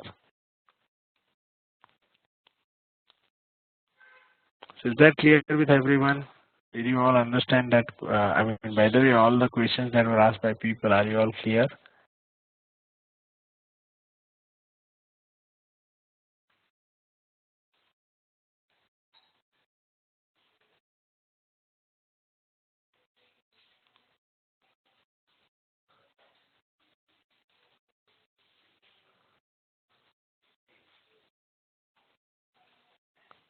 Yes, Shiva. Yeah, is there any specification for the size of Hi, Shiva, hard disk? can you hear me? Yeah, I can hear you. Hello? Hello? Shiva, if you have any trouble speaking, then please type your question in the chat window. Can you hear me now? I'm not able to hear you. You can't hear me? Hello?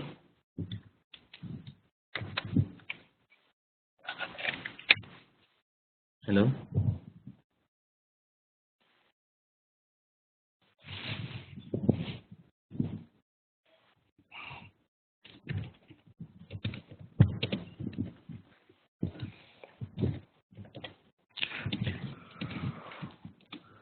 Okay, but looks like unfortunately I'm not able to hear Shiva.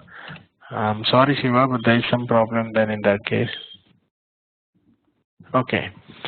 There is no specification. As long as you have 4 or 5 GBs in your hard disk free, you can install this VM and work with that, no problem.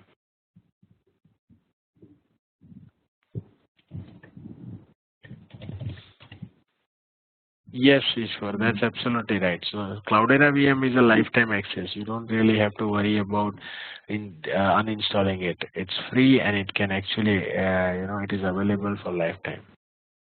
You don't need to worry about uninstalling it.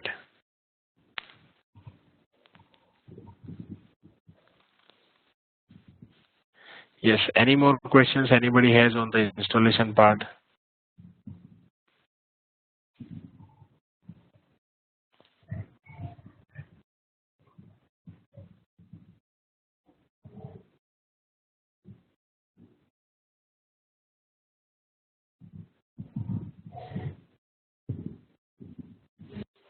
Okay, fine. So what we'll do now is we'll basically, no Vishal, it is not required. So we'll talk about it, Vishal. When we play with Cloudera VM, you will get more details. This is just about installation. Okay. After that, what to do, I'll tell you. Right. So now we can, this completes the installation part. We will basically take a break now, and once we come back after the break, we will start with the one of the core component of Hadoop, which is HDFS. We'll start discussing in detail about HDFS. All right. So I'm just going to stop sharing the screen. Let's have a break, 15-20 minutes, and we'll come back and we'll start with the,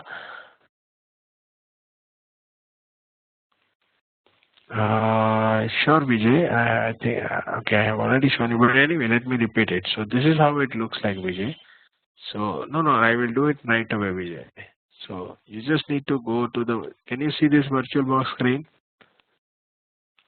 Go to this file, create, click on the import appliance. Once you do that, you need to browse that. Click on this browse directory and you need to select the path where you have installed Cloudera VM.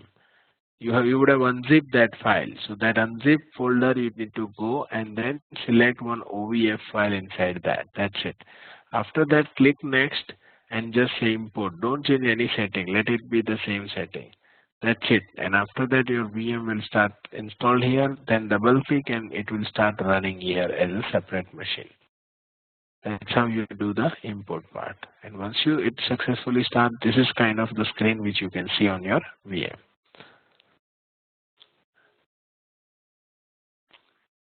So is that clear, Vijay?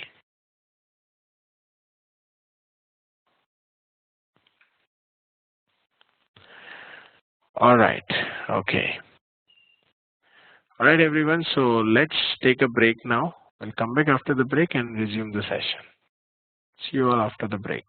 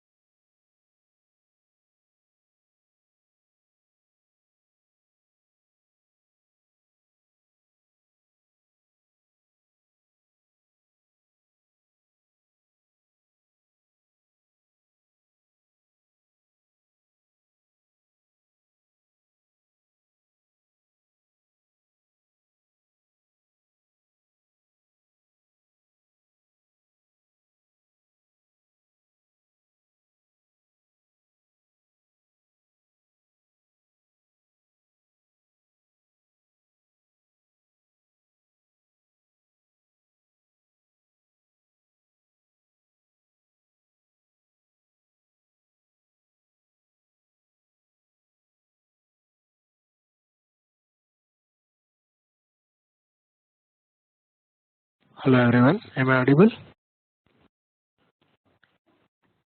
Yeah. Uh, Sorry guys, there was some problem at the backend server and hence we were not able to connect first for a few minutes.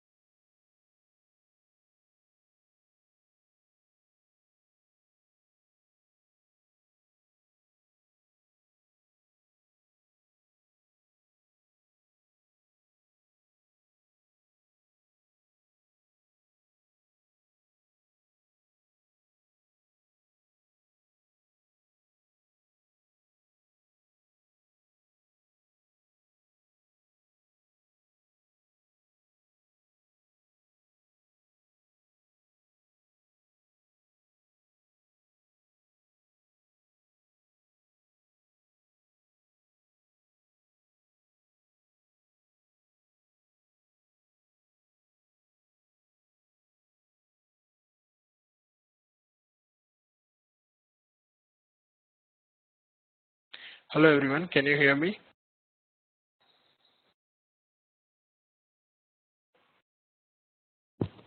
Hello everyone.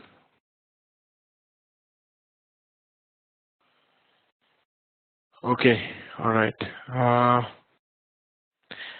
think looks like there was some problem in the TP box in my area, which actually fluctuated a lot of times with network actually, and I didn't realize that. So that was the issue why you are not able to hear me for last few minutes. I'm really sorry for that. So we lost about 15 minutes time. But don't worry, in the next sessions we will compensate that time. Okay.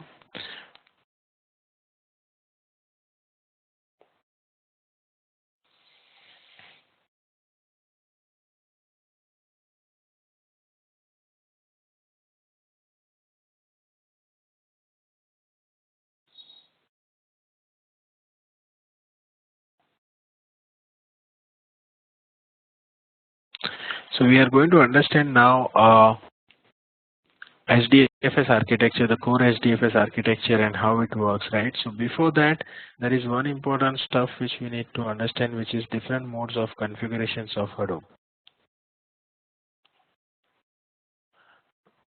Okay, Divakaran, machine learning is not implemented by Hadoop. Machine learning is just a set of algorithms which are available, but these algorithms are written in a MapReduce way, so it can be executed seamlessly on Hadoop. Because Hadoop understands MapReduce, you can execute all these algorithms directly on the Hadoop space.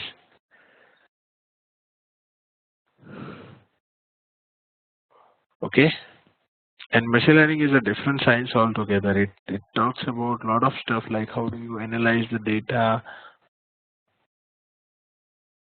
how do you do recommendation, classification, clustering. So there are a lot of concepts that it's a basically you can say it's just like another altogether a new domain itself, which involves science of studying the data.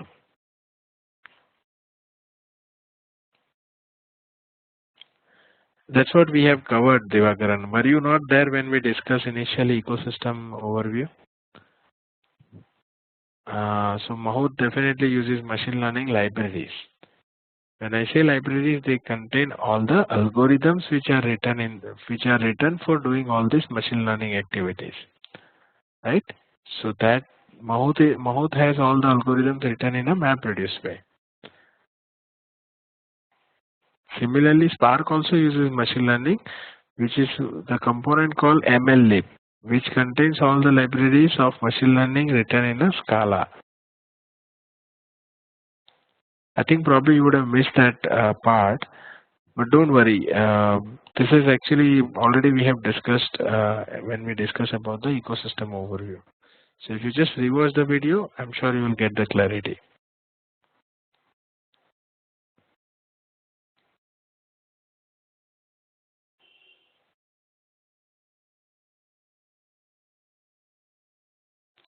Okay, fine.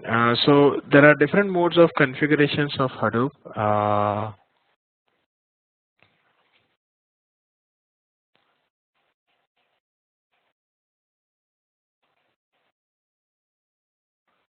Basically, a standalone mode, a pseudo distributed mode, and a fully distributed mode. So let us understand about each mode. So what do you mean by standalone mode? So when you install Hadoop, right, you can install it on a single machine. So I'll explain all of these three different modes. Standalone mode means you have one physical machine available under which there are multiple services of Hadoop which needs to be run. As I had showed you, there are services like name node, data node, secondary name node, okay, job tracker, task tracker. These are the services which needs to run in this machine. So what happens? This machine will have a single JVM where you have this name node, data node, everything will be running. Okay, task tracker, job tracker, all these processes will be running in this machine.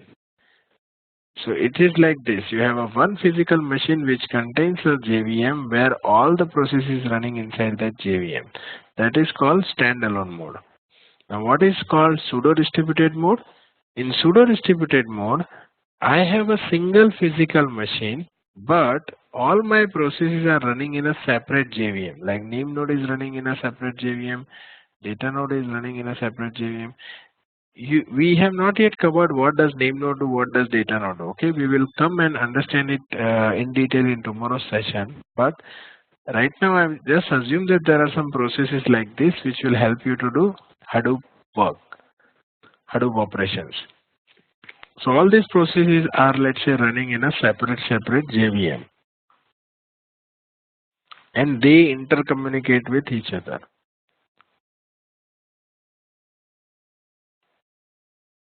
Okay, so it will be like this. There will be communication between all these processes running in a separate JVM in a single machine. So that is called pseudo distributed mode. Yes, yes, Mary. Everything we will understand. So tomorrow's session will be a very good session where we will start with, I'll just give you high level overview today on something, but then tomorrow we will start with HDFS architecture where we will understand two important architecture. How do you write the data in HDFS and how do you read the data from HDFS? By understanding these two architectures, you will understand these three processes very well: name node, data node, and secondary name node.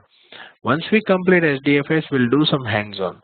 Then we will move on to the MapReduce in the next sessions, and there we will understand MapReduce architecture, where we will understand about the roles of job tracker and task tracker. Okay, so these processes will be covered in detail in the going forward sessions. Is that clear?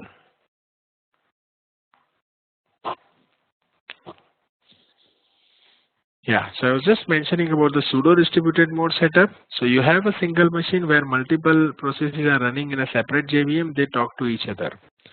And there is a fully distributed mode. What is a fully distributed mode? It's just like this. Whatever we have been understanding so far, right? Where you have a master which has, one process called name node running, and slaves which has data node running, and so on and so forth. So basically every process runs on a separate machine on a fully distributed mode. This is more like a production environment where there are multiple physical machines where multiple processes are configured. Okay, in standalone and pseudo distributed mode we have just single physical machines, but in standalone mode everything runs as one JVM, so it is as good as running everything as one Java program, right? And pseudo distributed mode, you are still running every process as a separate JVM, so there will be inter-process communication which happens. That is why it is called pseudo distributed mode. It is still happening in a distributed way, but it is pseudo because it is on the single machine. Okay, so this is the mode. The pseudo distributed is a mode which we are going to work on. The Cloudera setup which I have given you will work on a pseudo distributed mode. So are we all clear on these three modes of configuration? Any doubts on this?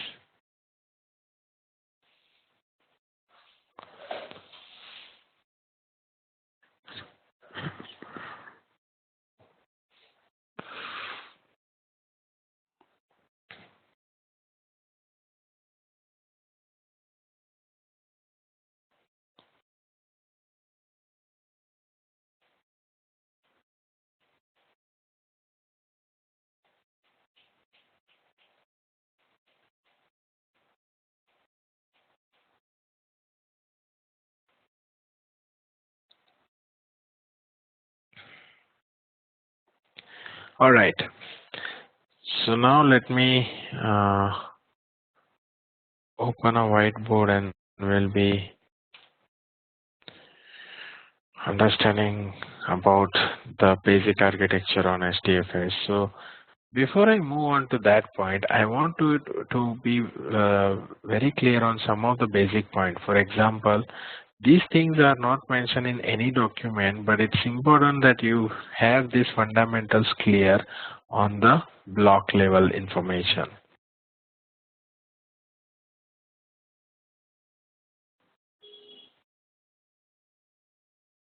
So as you can see here, there is a master, these are slaves, and we have been talking that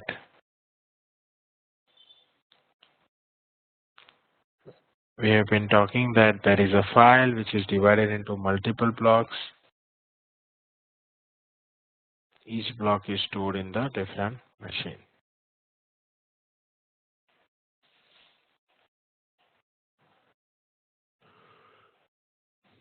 So from now onwards, we will refer each part of this file as data blocks. It is referred as a data blocks. Also, the size of each data block will be 64 MB by default. Whenever you store it in HDFS, the size of each data block will be 64 MB. In the latest version, it is also taking size of the block as 128 MB, so anything is fine. Okay. So I am again repeating, every file when you store it in HDFS, it is divided into the data blocks, and the size of each block will be 64 MB or 128 MB. Now here, important point to notice is, when if you compare it with Linux also stores files into the blocks, but the size of each block in Linux is 8 KB. For example, if you have, let's say, 4 KB file, assume if you have 32 KB file, and if you store it in Linux, how many blocks it will create? It will create 4 blocks of 8 KB each. There will be 4 such blocks created. Okay, but if I have just 4 KB file, my file size is just 4 KB, and I want to store it in Linux, then what happens? It will basically allocate full 8 KB size of the block, but only the 4 KB portion of that block will occupy the data of this file. Okay, the remaining 4 KB is wasted, it is unused. Understood? So basically 4 KB of the data is used, the remaining 4 KB is unused. That is how the Linux stores the data. So that means what happens, as you can see, this 4 KB of data is kind of wasted, right, when you store a block in Linux. But in HDFS, they have done this optimization. What they do, they have a block size of 64 MB. So even if you have, let's say, having a file which is of 30 MB, they will only allocate the size of the block as 30 MB. They will not allocate full 64 MB. Only the size which is required to store this file, that much only is allocated for that block. Basically, no extra space is going to be wasted in HDFS. That is an optimization they have done at a block level. Okay, so just remember this point. Apart from that, this is how the calculation of the block happens. For example, if you have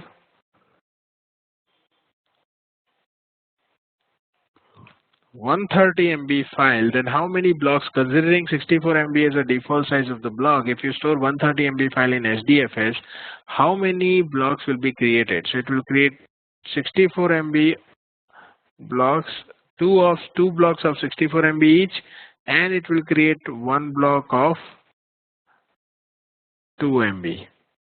Okay, so it will create two 64 MB blocks and then one block which is just containing 2 MB. That's it. So this is how the distributions of block happens at the HDFS level. Are we all clear with this? Any confusion on this? Now tell me one thing, if I have 156 MB of block of the file, can you tell me how many blocks will be there and what is the size of each block?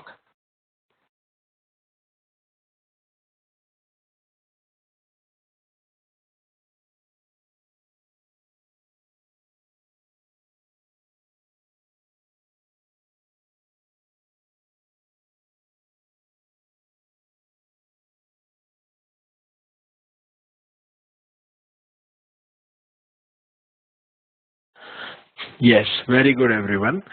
So that's a correct answer. All of you have given the right answer. So now you understood, right, what is the size of the block and how does it get created. Another important point to remember is you may have a question why Linux stores blocks in 8 KB and why HDFS contains 64 MB huge size of the block. So there is a little explanation that one would need to understand, which is, let's assume this is my hard disk, okay, and I have a different partition in the hard disk.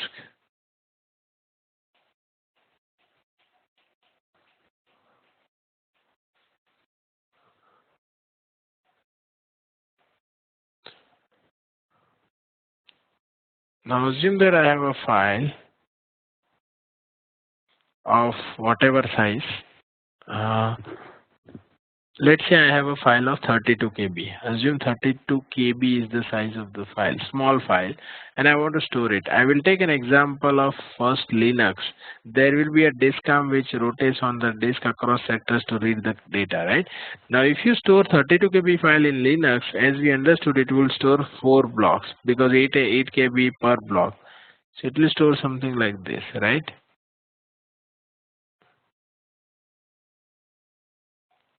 This is the portion of the data which gets stored in these blocks. Okay. So that means there are 4 blocks which are stored in different areas. It's not necessary that all the blocks of the same file will be stored in the contiguous memory location. They may be stored in a separate physical sector also. Okay. Now once you store this block in a separate area, what happens if you want to read the file? When you want to read the file in Linux, physically what happens, the disk arm will go and rotate and find out the first record, okay, in that block. So it will go and rotate and then find out first record in the first block. So time to find first record in the block is called seek time. Okay, so it will say it will take T1 time to read the first record from that block. After that, it can read all the records in that block continuously. Then it will again go and find a first record in the second block. Assume that will take T2 time. Then again it will go and find out the record in the third block. So that way you will have T3 and T4. So this much time it takes to read 32 KB of file from the hard disk. Okay. Whereas if you have stored it in HDFS, the same file, because HDFS has a higher block size, and we want to understand why they contain higher block size. So if you store same 32 KB file in HDFS, how many blocks will be created? Can you tell me quickly? Yes, one block will be created and the size is 32 KB.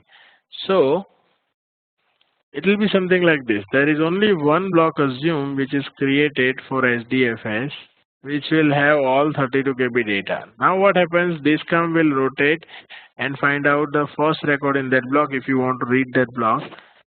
So behind the scenes what happens, it is going to take some T alpha time, let's say. But that time will definitely be lesser than the previous seek operations that we have done to read all the small blocks in a Linux. Because you have larger blocks, you minimize the seek operations and hence you are improving the reading efficiency, right?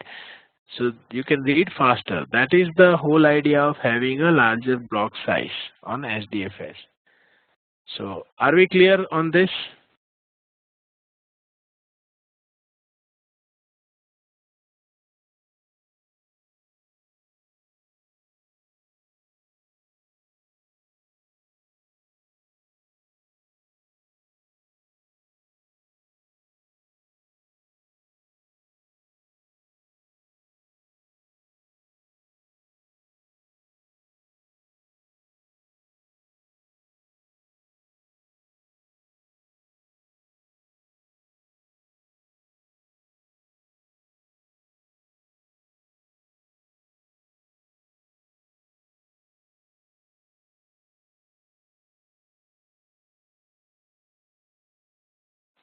Okay, so now let's come back to the overall architecture discussion. Yeah, that's all about blocks. Now we have this processes listed here. I'll be introducing now some process names to this architecture. We'll anyway discuss it in detail in tomorrow's session. I'll just give you the introduction on this process right now so that we'll remember what is what, which machine has this process running. So as you can see here, this is my master, these are slaves, right? From now onwards, remember that we are calling a master as a name node and all the slave machines as a data node. Okay. Now, when we say we are calling master machine as a name node, that doesn't mean that it's the name of that machine. What does that mean is there is a process or a Java program which is running under a separate JVM in a machine which is called a name node. So basically, when you install Hadoop, there will be one of the Hadoop process or program which is called name node, and that process you have to start, you have to run it in one of the machines. So that is what we are doing here. We are basically starting a name node as a service in one of the machine which is anyway running as a separate JVM because it's a Java program, and that's why we casually refer that entire machine as a name node machine. Similarly, there will be a process installed in each machine, slave machine, which will be basically considered as a data node machine.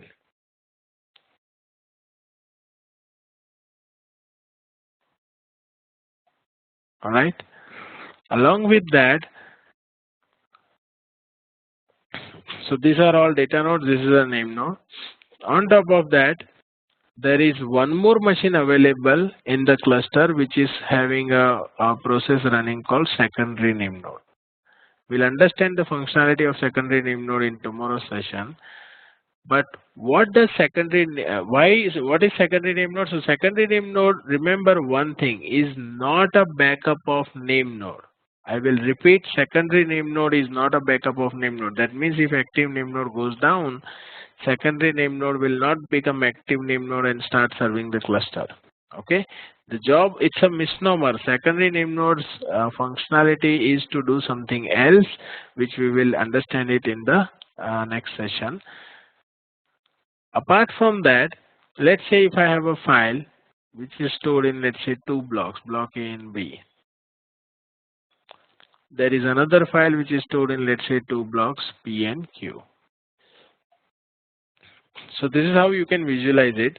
Let's say block A is stored here, P is stored here, B, Q, A, B, P, A, B, P, Q, okay, and Q.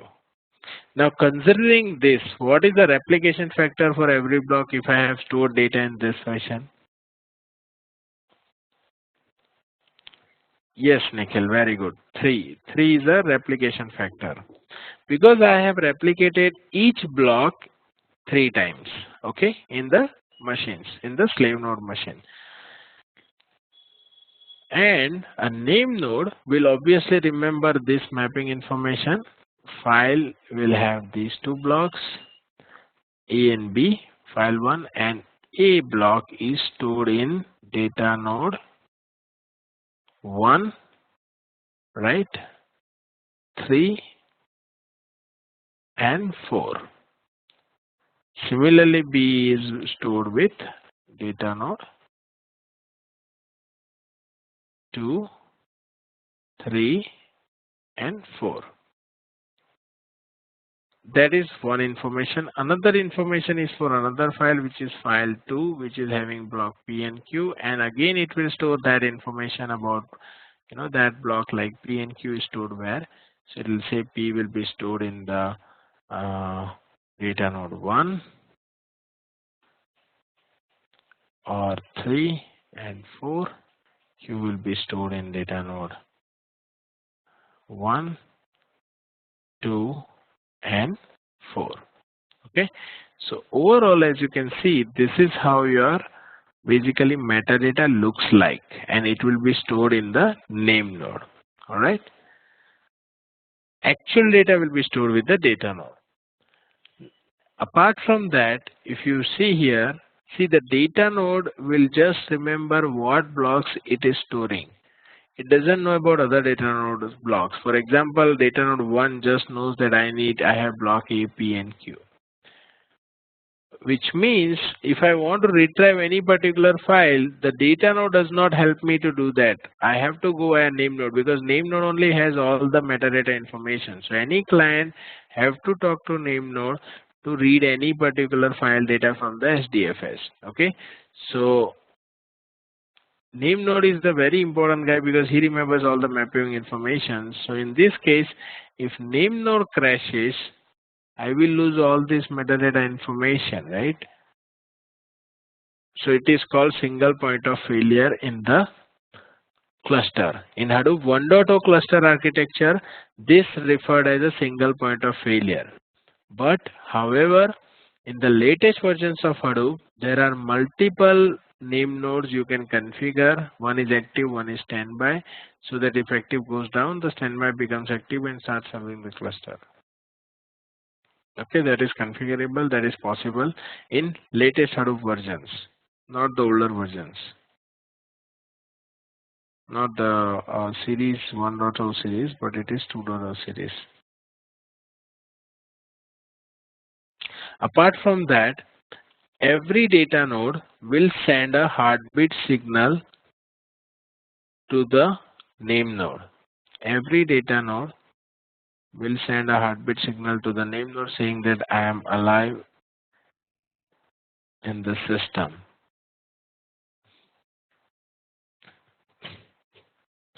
Okay, every 3 seconds. So this is how name node will keep track of how many data nodes are live in the system. So every 3 seconds, every data node will send a heartbeat to the name node. That's how name node keeps track of how many data nodes are live in the cluster. Apart from that, every 10th heartbeat, data node will send a block report to name node saying that these are the blocks I have every 10th heartbeat. Okay, and that's how basically the communication happens, and name node keeps track of all the live data nodes, so that if some data node cannot send a heartbeat signal in 3 seconds, then name node will mark this data node 2 as a dead node, and it will stop sending any further request to data node 2 to assign any work or to execute any work, because for name node that data node is down. Now if the data node comes back again, the name node will start giving him the task again. Okay, that is one point. Another point is, in this cluster architecture, if you notice, name node is the only one who remembers all the metadata information, right? So if there are, let's say, 10 MapReduce programs which I have written, which wants to process 10 files stored in this HDFS parallelly, then all of them needs to know the location of the files, right, of the blocks in the HDFS. So how do they know that? So what basically they do, they are basically going and talking to the name node, and they are getting this information from the name node. Okay, so every client will always interact with the name node to get this information, block information, and that's why name node will be a busy guy. He will basically have to respond to all the requests which is raised by all the clients in a faster manner, right? So now assume that whenever someone requests any client who requests client 1, client 2, client 3, anybody who is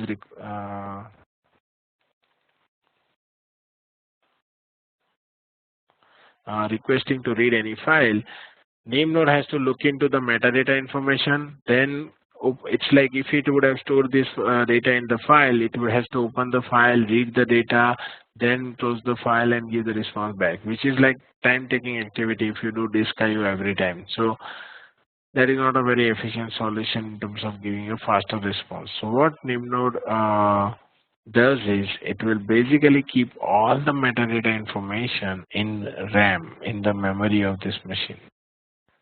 Okay.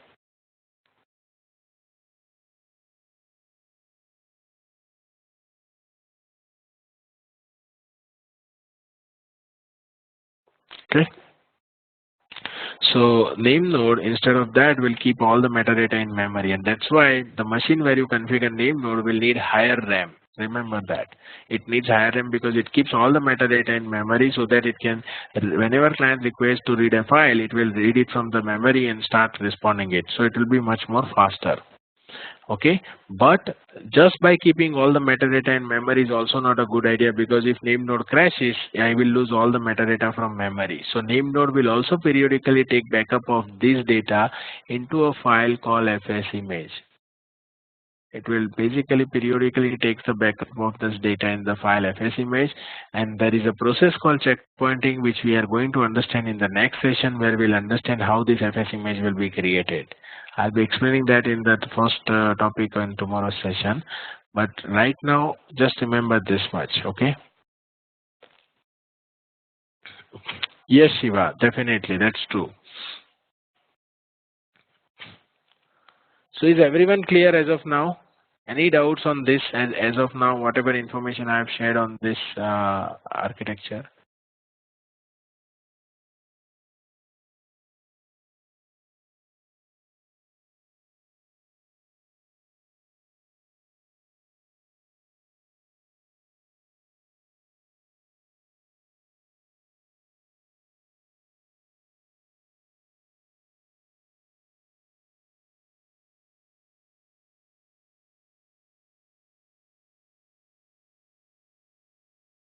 Yes, Nitin, and that's why I said that in Hadoop 2.0 version you have more than one name node where you can have active and standby. So if active fails, the standby becomes active and starts serving the cluster. So you can avoid the risk of single point of failure. Raj, it is from Hadoop 2.0 versions. So whatever Cloudera VM which I am giving you will have Hadoop 2.6, which will be very latest. So it will definitely have that feature.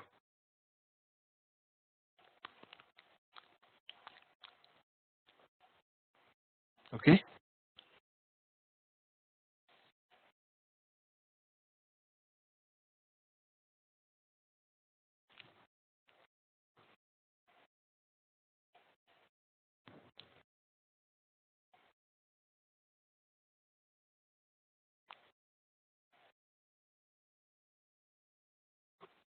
No, Nitin, name node will not send anything. Everybody will send the heartbeat to name node.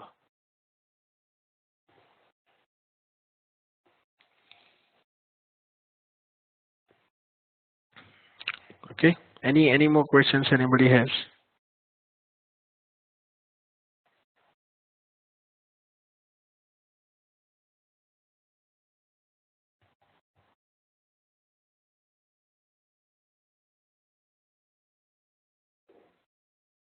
Yes, Raj. Data node can talk to each other. That is what we are going to understand in tomorrow's architecture. When we start with right architecture, we will understand how they talk to each other. Yes, Mary. Heartbeats are the files.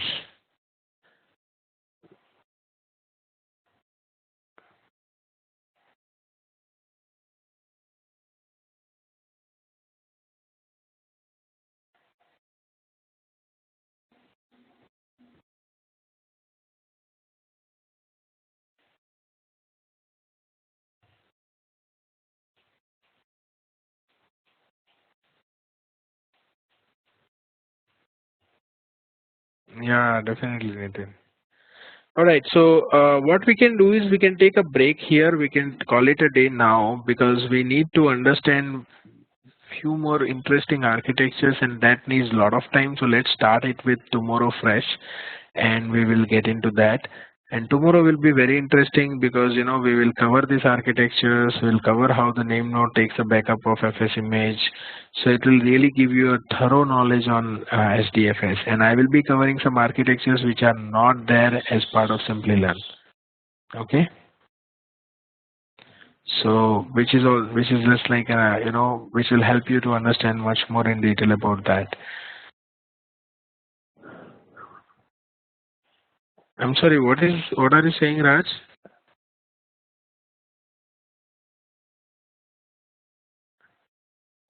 Okay, so Raj, data node will not send heartbeat to name node when it is failed. If it is failed, if it is not available, then it cannot send, right? Yes, Mary, the PPT will be in LMS. You need to check with Simply Learn team. They will help you on that.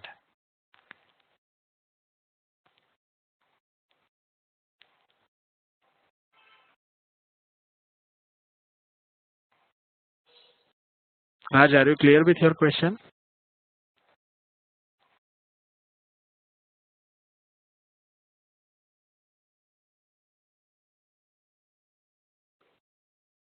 When data node fails, it will not be able to send. It could be a lot of failures. Sometimes data node runs out of memory and it fails. Data node, there will be some socket exceptions, because of that it fails. There could be some issue because of which it gets into the hang state and then it fails. So there are many issues because of which it could fail.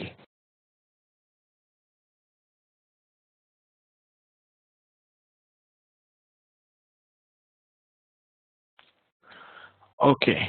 All right, everyone. So any further questions anybody would like to ask?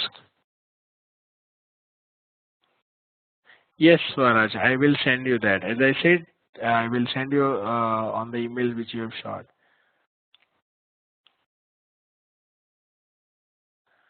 I think, Shiva, that is a very broad question, but MapReduce is certainly very widely used. Along with that, Spark is now coming up, picking up. HBase is used in some companies when they want to do NoSQL. Streaming is used for real-time analytics. Only those who want to do real-time analytics, they are using that. But for the job market, if you are really looking for the job, mainly MapReduce. So if you cover this training thoroughly, I'm sure you will get a good job.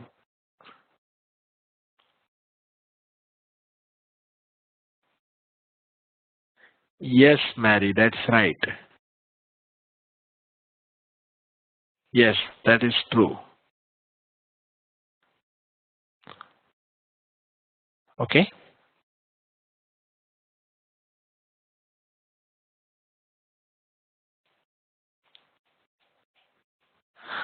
All right. So that's what I had for today's session.